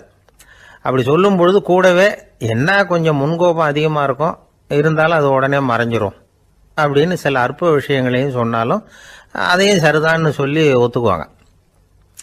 ஆளுமையை எடை போடுகிற ஒரு நிறுவப்பட்ட உத்தியின் மூலமாக தன்னுடைய குணாதிசயங்கள் கண்டுபிடிக்கப்பட்டதாக அவர் நம்புறது தான் இதுக்கு காரணம். இந்த மாதம் பணத்தட்டுப்பாடு கொஞ்சம் இருக்கும், உடம்புல ஏதாவது கொஞ்சம் அசௌகரியம் இருக்கும், வீட்டுக்குள்ளே லேசாக மனஸ்தாபம் வரலாம், இது மாதிரி பொதுப்படையாக சிலதை சொன்னாலே போதும், மக்களை நம்ப வச்சுடலாம். இதெல்லாம் நமக்கு மட்டும்தான் ஏற்படுது அப்படின்னு சொல்லி அவங்க நினைக்கிறது தான் காரணம். இதுதான் பாரணம் உத்திங்கிறது. மனிதர்கள் பாராட்டுகளை விரும்புறதும் விமர்சனங்களை வெறுக்கிறதும் பாரணம் உத்தியின் அடுத்த கூறு. அதனால ஒருத்தருக்கு ஜோசியம் சொன்னாலும் சரி, அவருடைய ஆளுமையை மதிப்பிடுறதாக இருந்தாலும் சரி, அவரை புகழற மாதிரி இருந்தாலும் சரி, அப்படி இருந்தால் தான் அது சரியாக இருக்கும். சாதகமான விஷயங்களை அதிகமாகவும் பாதகமான விஷயங்களை நாசூக்காகவும் சொன்னால் மக்கள் அதை நம்பிவிடுவாங்க. ஒருத்தரை கருமின்னு சொன்னால் ஏற்றுக்க மாட்டார். அதையே கொஞ்சம் மாற்றி நீங்கள் கொஞ்சம் சிக்கனமான ஆசாமி அப்படின்னு சொன்னால் நீங்கள் சொல்கிறது சரிதான் சார் அப்படிம்பார். நீங்கள் பெரிய செலவாளி தான், இருந்தாலும் நல்ல விஷயங்களுக்கு தான் செலவழிப்பீங்க அப்படின்னு சொல்லணும். இப்படி இந்த பாரணம் உத்தியை கடைபிடிச்சி இன்னைக்கு வெற்றிகரமாக காலம் தள்ளுறவங்க நிறைய பேர் இருக்கிறாங்க. இந்த உலகத்தில் ஒவ்வொரு நிமிஷமும் ஒரு ஏமாளி பறந்துக்கிட்டே இருக்கிறான் அப்படிங்கிறது தான் ஃபீனியஸ் பார்னம் அவர்களுடைய நம்பிக்கை. அதை விட அடுத்தவங்களை ஏமாளியாக நினைக்கிற மனுஷர்கள் தான் இன்னைக்கு உலகத்தில் ரொம்ப அதிகம். ஒருத்தர் தன்னுடைய மேல் அதிகாரிகிட்ட போய், ஐயா ஒரு நாள் லீவு வேணும், என் தங்கச்சிக்கு கல்யாணம் அப்படின்னார். அவரு பார்த்தார், ஒரு 10 நிமிஷம் வெளியில் இருங்கன்னார். 10 நிமிஷம் கழித்து கூப்பிட்டார், இதை பாருங்க நீங்கள் சொல்கிறது பொய், இப்போ உங்கள் தங்கச்சிக்கு ஃபோன் பண்ணேன், அவங்க தனக்கு 2 வருஷத்துக்கு முன்னாடியே கல்யாணம் ஆகிட்டதாக சொல்கிறாங்க அப்படின்னார். உடனே இவர் சொன்னார், சார் இப்போ நீங்கள் சொல்கிறதும் பொய்யா தான் இருக்கணும், ஏன்னா நிஜமாக எனக்கு ஒரு தங்கச்சியே கிடையாது அப்படின்னார். ஒரு பெரிய காடு, அந்த காட்டுக்கு மத்தியில் ஒரு ஆசிரமம், அங்கே ஒரு முனிவர் இருந்தார். பல இடங்கள்லேருந்து வர்ற குழந்தைகளுக்கு அவர் பாடம் சொல்லி கொடுத்துக்கிட்டு இருக்கிறார். ஏழை பணக்காரர் அப்படிங்கிற வித்தியாசம்லாம் கிடையாதுங்க. எல்லாரும் அவர்கிட்ட தங்கள் பிள்ளைகளை அனுப்பி வச்சாங்க. மன்னர்களுடைய பிள்ளைங்க கூட அங்கே அவர்கிட்ட தான் படிக்கிறதுக்கு வருவாங்க. ஆனால் அந்த முனிவரை பொறுத்த வரைக்கும் எல்லா பிள்ளைங்களும் ஒன்று தான். இது யார் வீட்டு பிள்ளைன்னெல்லாம் பார்க்க மாட்டார், எல்லாரும் சமம். மாணவர்கள்லாம் அங்கேயே மாத கணக்கில் வருஷ கணக்கில் தங்கியிருந்து பாடம் கற்றுக்கிட்டு போகிறது வழக்கம். அவராக பார்த்து போன்னு சொல்கிற வரைக்கும் அங்கேயே இருக்கணும், படிக்கணும், குருகுல வாசம். ஒரு சமயம் ஒரு ராஜகுமாரனும் அவர்கிட்ட படிச்சுக்கிட்டு இருந்தான். அவனுக்கு ஒரு 15 வயசு இருக்கும். சில வருஷம் கழித்து அந்த முனிவர் தன்கிட்ட இருக்கிற மாணவர்களுக்கெல்லாம் பரீட்சை வச்சார். அவங்களுடைய அறிவு முதிர்ச்சியை கணிக்கிறதுக்காக பல சோதனைகள்லாம் வச்சார். ஒவ்வொருத்தராக பார்த்து, இனிமேல் நீங்கள் உங்கள் வீட்டுக்கு போகலாம் அப்படின்னு சொல்லி அனுப்பி வச்சுக்கிட்டு இருக்கிறார். எல்லாரும் போயிட்டாங்க. கடைசியாக மிஞ்சி இருந்தது ஒரே ஒரு மாணவன். அவனை மட்டும் வீட்டுக்கு அனுப்பலை. யார் அந்த பையன் தெரியுமா? அவன்தான் அந்த ராஜகுமாரன். ராஜகுமாரனுடைய தந்தைக்கு, அதுதான் அந்த ராஜாவுக்கு, அங்கே வயசு ஏறிக்கிட்டே போகுது. என்ன இது, படிக்க போன பையன் இன்னும் திரும்பி வரலையே அப்படின்னு நினச்சார். வந்துட்டா சீக்கிரமாக அவனுக்கு பட்டம் கட்டிவிட்டு நாம் விலகிக்கலாமே அப்படின்னு நினச்சார். கல்யாணம் வேற பண்ணி பார்க்கணும் பையனுக்கு. ஆனால் பையன் வர்ற வழியை காணும். ராஜா பார்த்தார், சரி நேர்லேயே போய் என்னன்னு தெரிஞ்சுட்டு வந்துடுவோம் அப்படின்னு காட்டுக்கு புறப்பட்டார். அங்கே போய் முனிவரை பார்த்தார். முனிவர் இவரை அன்பாக வரவேற்று உட்கார வச்சார். அதுக்கப்புறம் ராஜா மெதுவா, எல்லாரையும் வீட்டுக்கு அனுப்பி வச்சுட்டிங்களாமே, ஏன் பிள்ளைய மட்டும் அப்படின்னு சொல்லி மெதுவாக இழுத்தார். முனிவர் இதுக்கு உடனே பதில் சொல்லலை. ராஜாவை கூப்பிட்டுட்டு போய் விருந்தினர் குடிசையில் தங்க வச்சார். அதுக்கப்புறம் சொன்னார், உங்கள் மகன் எல்லா பாடங்கள்லேயும் முதல் இடம் வாங்கியிருக்கான், இப்படி முதலாவதாக வர்ற மாணவனுக்கு நாங்கள் இன்னொரு தேர்வு வைக்கிறது வழக்கம். அதுலேயும் அவன் முதலாவதாக வந்துட்டான்னா அவன் ஒரு பெரிய வித்வான் அப்படிங்கிற கௌரவத்தை அடைஞ்சிருவான் அப்படின்னார். அதாவது முனிவர் அப்படி சொல்கிறார். அப்படி சொல்லிவிட்டு போயிட்டார். அவர் ராஜா அங்கேயே தங்கிட்டார். ராத்திரி படுத்து தூங்கினார். காலையில் எழுந்திரிச்சு அந்த குடிசைக்கு வெளியில் வந்தார் பல்லு விளக்கிறதுக்காக. அந்த சமயத்தில் தூரத்தில் ஒருத்தன் ஒரு கையில் கோடாலியை வச்சுக்கிட்டு தலையில் ஒரு பெரிய விறகு கட்டை சுமந்துக்கிட்டு வந்துக்கிட்டு இருக்கிறது மாதிரி தெரிஞ்சுது. யாராவது விறகு வெட்டியாக இருக்கும் அப்படின்னு நினச்சார் ராஜா. கிட்ட வந்ததும் உத்து பார்க்குறாரு. பார்த்தா அது தன்னோட புள்ள. திகைச்சு போயிட்டார். என்ன இது, ஒரு ராஜகுமாரனை கூட இது மாதிரி வேலையெல்லாம் செய்ய சொல்கிறாங்களே அப்படின்னு நினச்சார். ராஜகுமாரன் விறகு கட்டை கொண்டுகிட்டு போய் கொல்லை பக்கம் வச்சான். அந்த சமயம் முனிவர் அங்கே வந்தார். என்ன மகனே, விறகு வெட்டிட்டு வந்துட்டியா? சரி, இப்போ ஒரு துடைப்பத்தை எடுத்துக்கோ, விருந்தினர் குடிசையின் வாசல் பக்கத்தை கூட்டி பெருக்கி சுத்தம் பண்ணு போ அப்படின்னார். அப்படியே செய்கிறேன் குருவே அப்படின்னு சொல்லிவிட்டு போனான். சுத்தம் பண்ண ஆரம்பிச்சிட்டான். ராஜா பார்த்தார் இதை. உடனே ஓடியாந்தார். மகனே, என்ன காரியம் பண்ணுற? துடப்பத்தை கீழே போடுனார். இப்போ அந்த ராஜகுமாரன் சொல்கிறான், தந்தையே, இது என்னுடைய குருதேவரோட உத்தரவு. இங்கே நான் ஒரு மாணவன். இங்கே அரசனும் ஒன்று தான், ஆண்டியும் ஒன்று தான். குருதேவர் சொல்கிறத மறுக்காமல் செய்கிறது தான் எங்கள் கடமை அப்படின்னா. இந்த சமயம் முனிவர் அங்கே வந்தார். இவனை முதுகில் தட்டி கொடுத்தார். அப்புறம் ராஜா கிட்ட சொன்னார், அரசே, உங்கள் புள்ள எங்கள் கடைசி தேர்வுலையும் வெற்றி பெற்றுட்டான். பணிவு தான் மாணவர்களின் மிக உயர்ந்த குணம். குருநாதர் சொல்றது மனசுக்கு பிடிக்கலன்னா கூட மறுக்காம செய்யணும். அப்படி செய்யறதுனால எதை செய்யலாம் எதை செய்யக்கூடாது அப்படிங்கிற விவேகம் அவங்களுக்கு வந்துடும். செய்யக்கூடாததை கூட பெரியவங்க சொல்லிவிட்டா செஞ்சுதான் ஆகணும் அப்படிங்கிற பணிவு அவங்களுக்கு வந்துடும். இந்த குணம் வந்துட்டுதுன்னா அவங்க எத்தனை கடினமான வேலையாக இருந்தால் கூட ரொம்ப சுலபமாக செஞ்சு முடிச்சிருவாங்க. தூக்கத்திலேயும் அப்புறம் துக்கத்திலேயும் தோண்டு போட மாட்டாங்க. இந்த பணிவும் விவேகமும் அவங்கக்கிட்ட மன உறுதியை ஏற்படுத்தும். அந்த உறுதி உங்கள் பையனுக்கு வந்தாச்சு. இனிமேல் அவனை நீங்கள் அழைச்சிட்டு போகலாம். அவன் நிச்சயமாக பேரும் புகழும் பெறுவான் அப்படின்னார். ராஜா அவரை பார்த்து, குருதேவா, புரிஞ்சுக்கிட்டேன், என்னை மன்னிக்கணும் அப்படின்னாரு. அதுக்கப்புறம் மகனை அழைச்சிக்கிட்டு நாட்டுக்கு திரும்பி வந்துட்டார். இந்த கதையை இன்று ஒரு தகவலில் சொல்லுங்க சார், உங்கள் நிகழ்ச்சியில் சொல்லுங்க சார் அப்படின்னு சொல்லி மாணவர்கள் கேட்டால் பணிவாக இருக்கிறது எப்படி அப்படிங்கிறத புரிஞ்சுக்குவாங்க அப்படின்னு சொன்னார் ஒருத்தர். சரி சொல்லுவோம், அதுக்கு முன்னாடி நேர்லேயே ஒரு பையன்கிட்ட சொல்லி பார்க்கலாமே அப்படின்னு தோணுச்சு. உடனே ஒரு பையனை கூப்பிட்டோம். ஏன்பா, உங்கள் வாத்தியார் உனக்கு இது மாதிரி ஒரு பரீட்சை வச்சா என்ன பண்ணுவேன் அப்படின்னு கேட்டோம். நானும் அப்படி தான் சார் நடந்துக்குவேன். விறகு வெட்டுவேன், துடப்பத்தினால கூட்டி சுத்தம் பண்ணுவேன், உடனே செஞ்சு முடிச்சிருவேன் சார் அப்படின்னா. பலே பரவாயில்லையே அப்படின்னோம். ஆமாம் சார், அப்படி செஞ்சால் தானே வீட்டுக்கு அனுப்புவார், இல்லைன்னா இன்னொரு வருஷம் இங்கேயே இருந்து படின்னு சொல்லி விடுவார், அதனால் அப்படி செய்வேன் அப்படிங்கிறான் அந்த பையன். வாழ்க்கையில் ரொம்பவும் அடிபட்டு அல்லல் போட்டுக்கிட்டு இருக்கிற ஒருத்தர் வந்தார். மனசு ரொம்பவும் நொந்து போய் பேசினார். இந்த உலகத்தில் மனுஷனாக பிறந்ததை விட மாடாக பிறந்திருக்கலாம் சார் அப்படின்னார். திடீர்னு என்கிட்ட இப்படி சொன்னால் அதுக்கு நான் என்னங்க பண்ண முடியும் அப்படின்னேன். உங்ககிட்ட வரணும்னு தோணுச்சு, அதனால் வந்தேன் அப்படின்னார். சரிங்க, இப்படி ஒரு யோசனை வந்ததுக்கு என்ன காரணம் அப்படின்னு சொல்லி அவர்கிட்ட கேட்டேன். அதுக்கு அவர் சொன்னார், என் பையனுக்கு வேலை தேடுறேன் கிடைக்கல, பொண்ணுக்கு மாப்பிள்ளை தேடுறேன் கிடைக்கல, வீடு கட்டுறதுக்கு கடன் கேட்குறேன் கிடைக்கல, மாடாக பிறந்திருந்தா இது மாதிரி கவலையெல்லாம் கிடையாதுல்ல, பேசாமல் வைக்கோலை தின்னுக்கிட்டு அசை போட்டுக்கிட்டே கடந்து விடலாமே அப்படின்னார் அலட்சியமாக. அதுக்கப்புறம் தான் அவர் சொன்ன கருத்தை நானும் கொஞ்சம் அசை போட ஆரம்பித்தேன் மனசுக்குள்ளே. இப்போது இயற்கையை பொறுத்த வரைக்கும் அது நாம் எல்லாரும் மகிழ்ச்சியாக வாழணும் அப்படின்னு தான் விரும்புது. விலங்குகள், பறவைகள், தாவரங்கள், அப்புறம் மற்ற உயிரினங்கள் எல்லாமும் நல்லபடியாக இருக்கணும் அப்படிங்கிறது தான் இயற்கையோட விருப்பம். அதில் ஒன்றும் சந்தேகம் இல்லை. இயற்கையோட அமைப்பை கொஞ்சம் கவனித்து பார்த்தா அதை நாம் நல்லா புரிஞ்சுக்கலாம். இருந்தாலும் இந்த ஆள் சொன்னதை கேட்ட பிறகு தான் ஒரு முக்கியமான வேறுபாடு புரிஞ்சுது. அதாவது, இந்த உலகத்தில் உள்ள முக்கியமான பிரச்சனைகள் 6. அந்த 6 பிரச்சனைகளும் ஆடு மாடுகளுக்கு கிடையாது, மரம் செடி கொடிகளுக்கு கிடையாது. ஆனால் மனுஷன் அந்த 6 பிரச்சனைகளையும் சந்திக்க வேண்டியிருக்கு. சரி, அந்த 6 பிரச்சனைகள் என்னென்ன தெரியுமா? முதல்ல இந்த ஆடு மாடுலாம் நமக்குன்னு சொந்தமாக ஒரு வீடு இல்லையே அப்படின்னு கவலைப்பட்டுக்கிட்டு இருக்கிறதில்ல. ஆனால் மனிதனுக்கு வீடு தேவைப்படுது.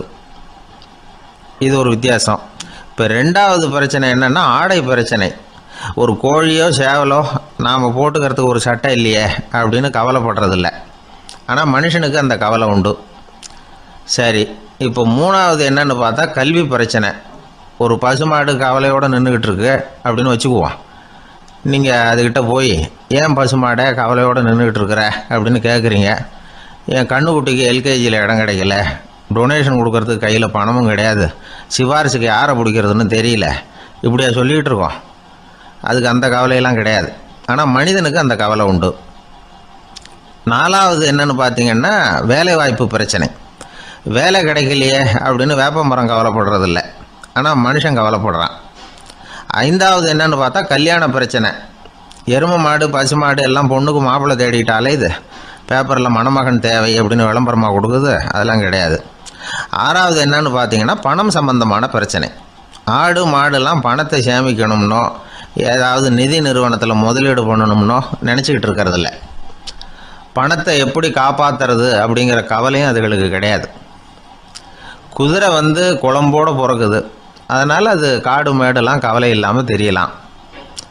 ஆடு உடம்புல ரோமத்தோடு பிறக்குது, அதனால் அது குளிரை பற்றி கவலைப்பட வேண்டிய அவசியம் இல்லை. ஆனால் மனுஷனை பார்த்திங்கன்னா அவன் தான் ஒன்றும் இல்லாமல் பிறக்கிறான். ஏன் இந்த பாகுபாடு அப்படின்னு கேட்டால் இதை பற்றி கொஞ்சம் சிந்திச்சு பார்க்கணும்.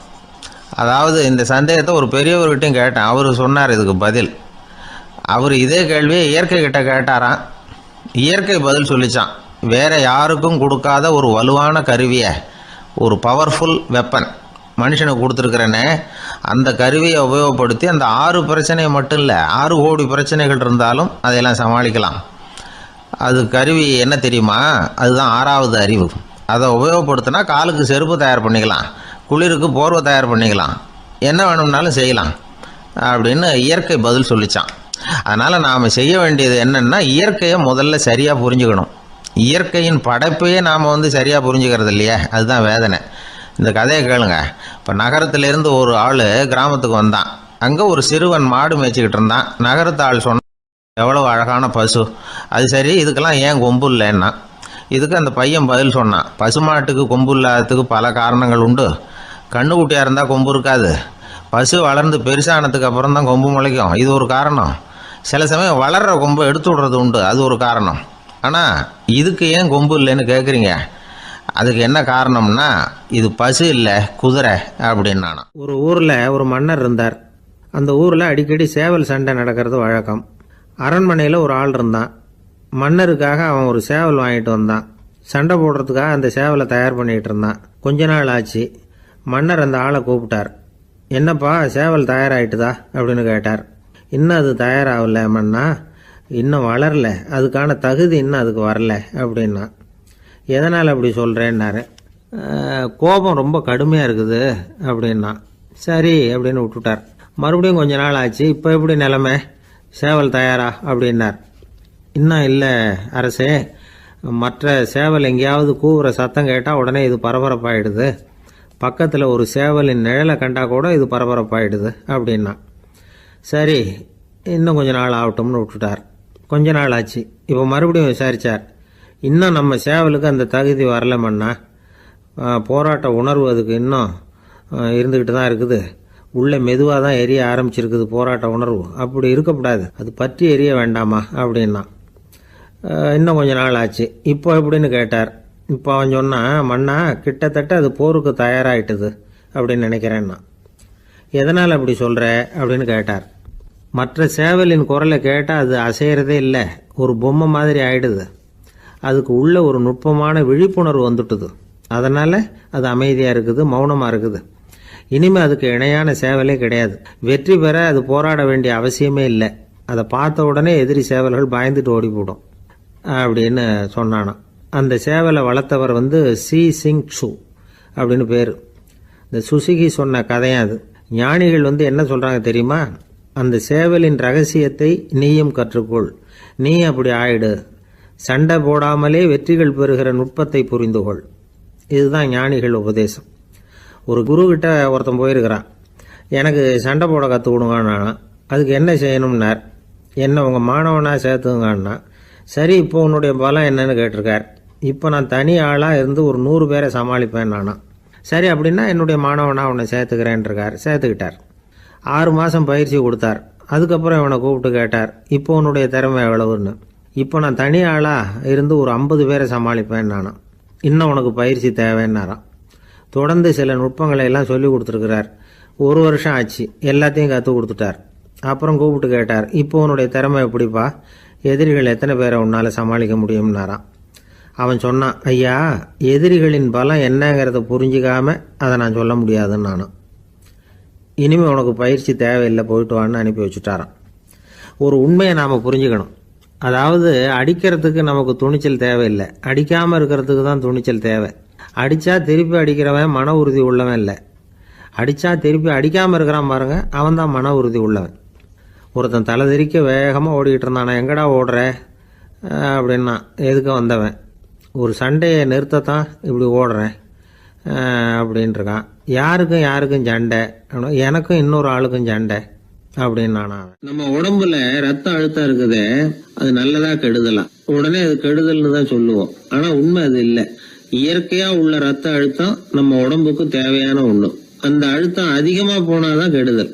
அததான் நாம பிபின்னு சொல்றோம். ஆனா அது உண்மையிலேயே உயர் ரத்த அழுத்தம், ஹைப்பர் டென்ஷன்.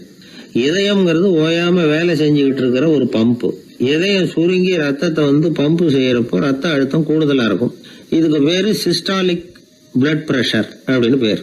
இதயம் விரிந்த நிலைக்கு திரும்புறப்போ ரத்த அழுத்தமும் குறையுது. இதுக்கு பேரு டயஸ்டாலிக் பிளட் பிரஷர் அப்படின்னு பேர். இப்படி இது மாறி மாறி இருக்கும். இந்த பிபி 140 90 இப்படின்லாம் சொல்றாங்கல்ல, இதுதான்.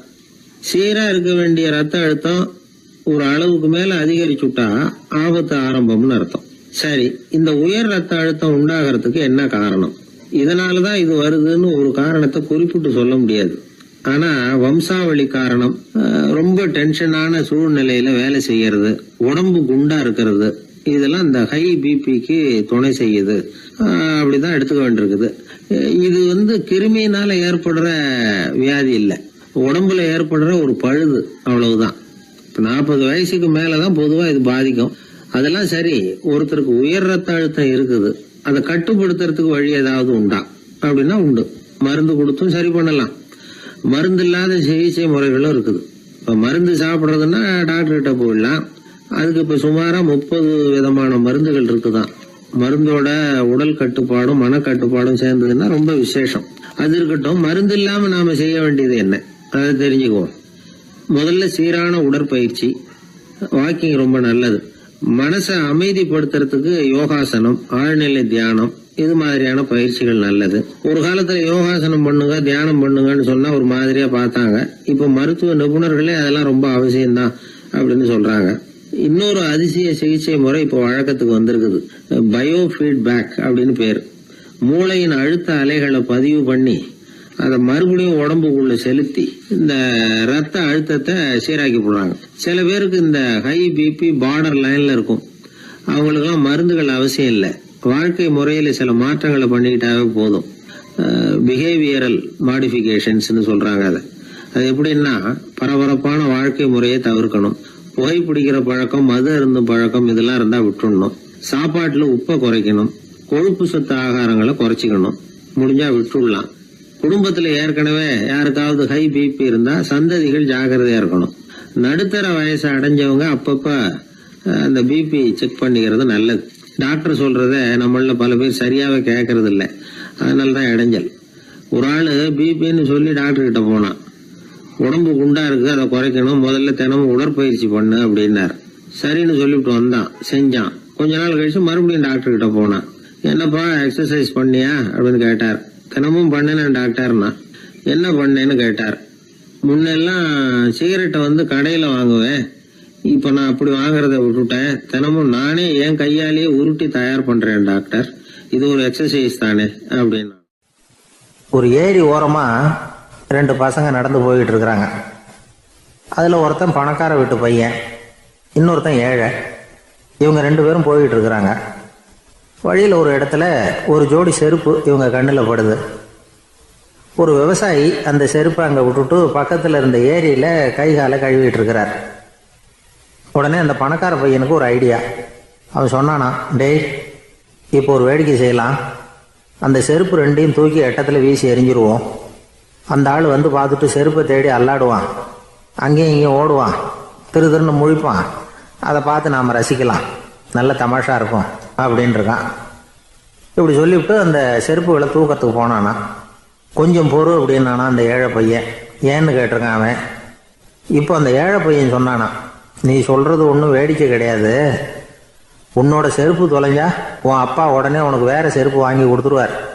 ஆனால் அந்த ஆளுக்கு இந்த செருப்பு தொலைஞ்சதுன்னா வேற புதுசாக வாங்கிறதுக்கு வாயையும் வயத்தையும் கட்டி பணத்தை சேர்க்க வேண்டியிருக்கும். அதனால் நான் ஒரு வேடிக்கை சொல்கிறேன், அது மாதிரி செய், அது இன்னமும் தமாஷா இருக்கும் அப்படின்னு நானா. எப்படி அது சொல்லுன்னு இருக்கான் அவன். செருப்பு ரெண்டும் அது இருக்கிற இடத்துலயே இருக்கட்டும். உன் சட்டை பையிலிருந்து ஒரே ஒரு ரூபாய் நாணயத்தை எடு. அதை அந்த செருப்பு மேலே அதோட குதிகால் பகுதியில் வச்சுட்டு நாம் ரெண்டு பேரும் அந்த மரத்துக்கு பின்னாடி ஓடி போய் மறைஞ்சு நின்றுக்குவோம். அப்புறம் பாரு வேடிக்கைய அப்படின்னா. அதே மாதிரி ரூபா காசு செருப்பு மேலே வச்சுட்டு இவங்க ரெண்டு பேரும் மறைஞ்சு நின்றுக்கிட்டாங்க. கொஞ்ச நேரத்தில் அந்த விவசாயி வந்தார்.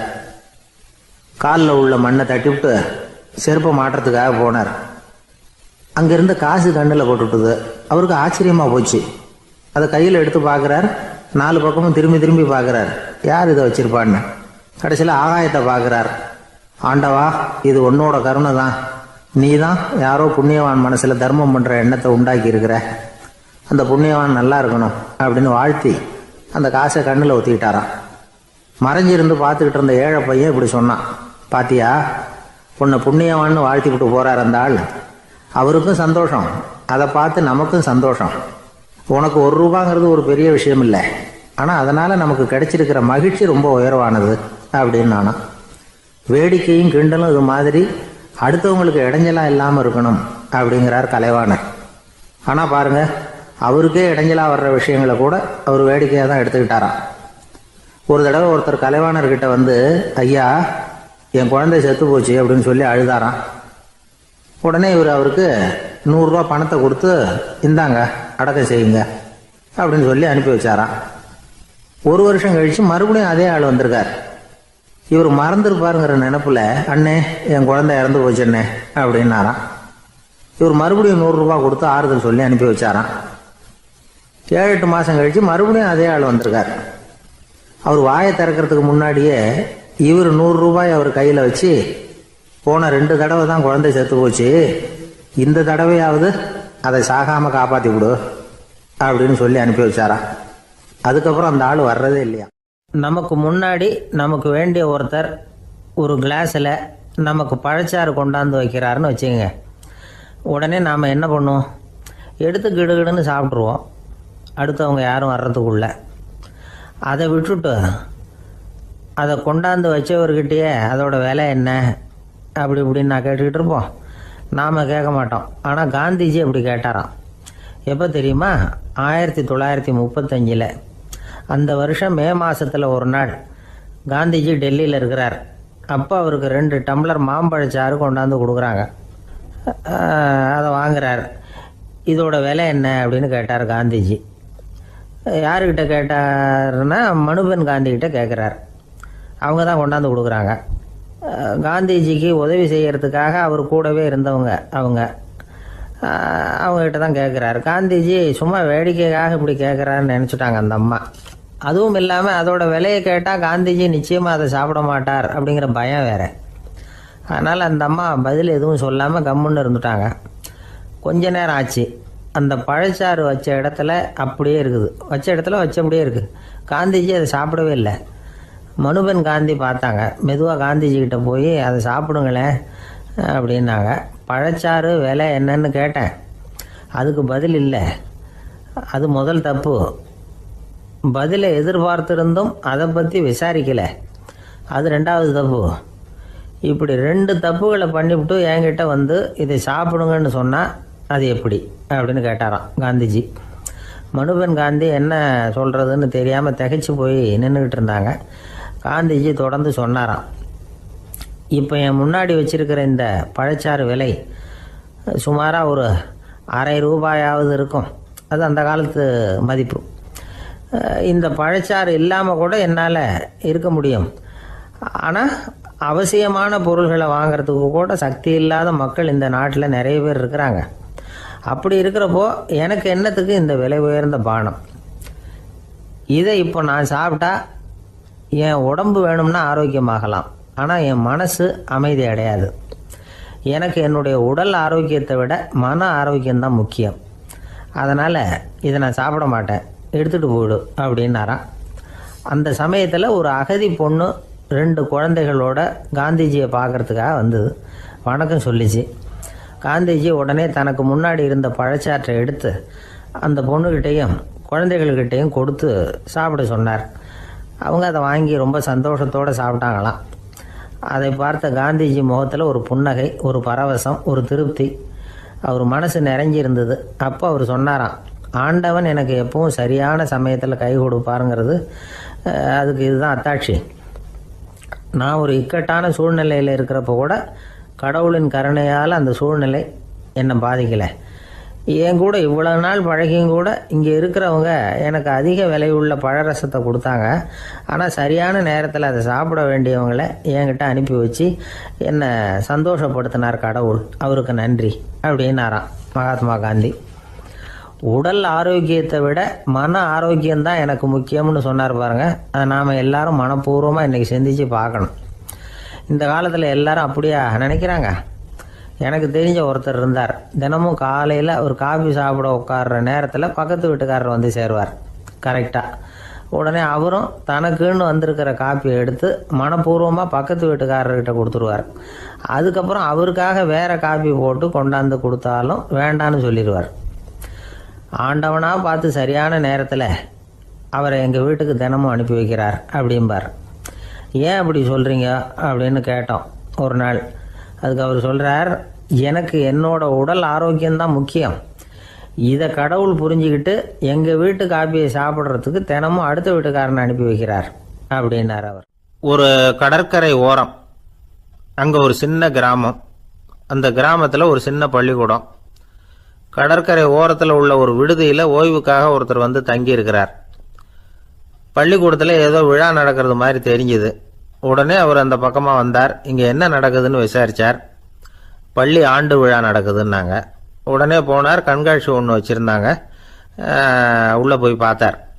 பள்ளிக்கூடத்தில் படிக்கிற மாணவர்களே சொந்தமாக தயார் பண்ண பொருள்களை காட்சிக்கு வச்சுருக்கிறாங்க. அந்த ஊர் மக்கள்லாம் அதை கூட்டம் கூட்டமாக போய் பார்த்துக்கிட்டு இருக்கிறாங்க. இவரும் ஆர்வமாக அதையெல்லாம் பார்த்துக்கிட்டே போகிறார். ஒரு இடத்துல ஒரு சின்ன ரயில் செஞ்சு வச்சுருந்தாங்க, மாணவர்களே தயார் பண்ணது. மின்சாரத்தால் அது ஓடுறது மாதிரி பண்ணி வச்சுருந்தாங்க.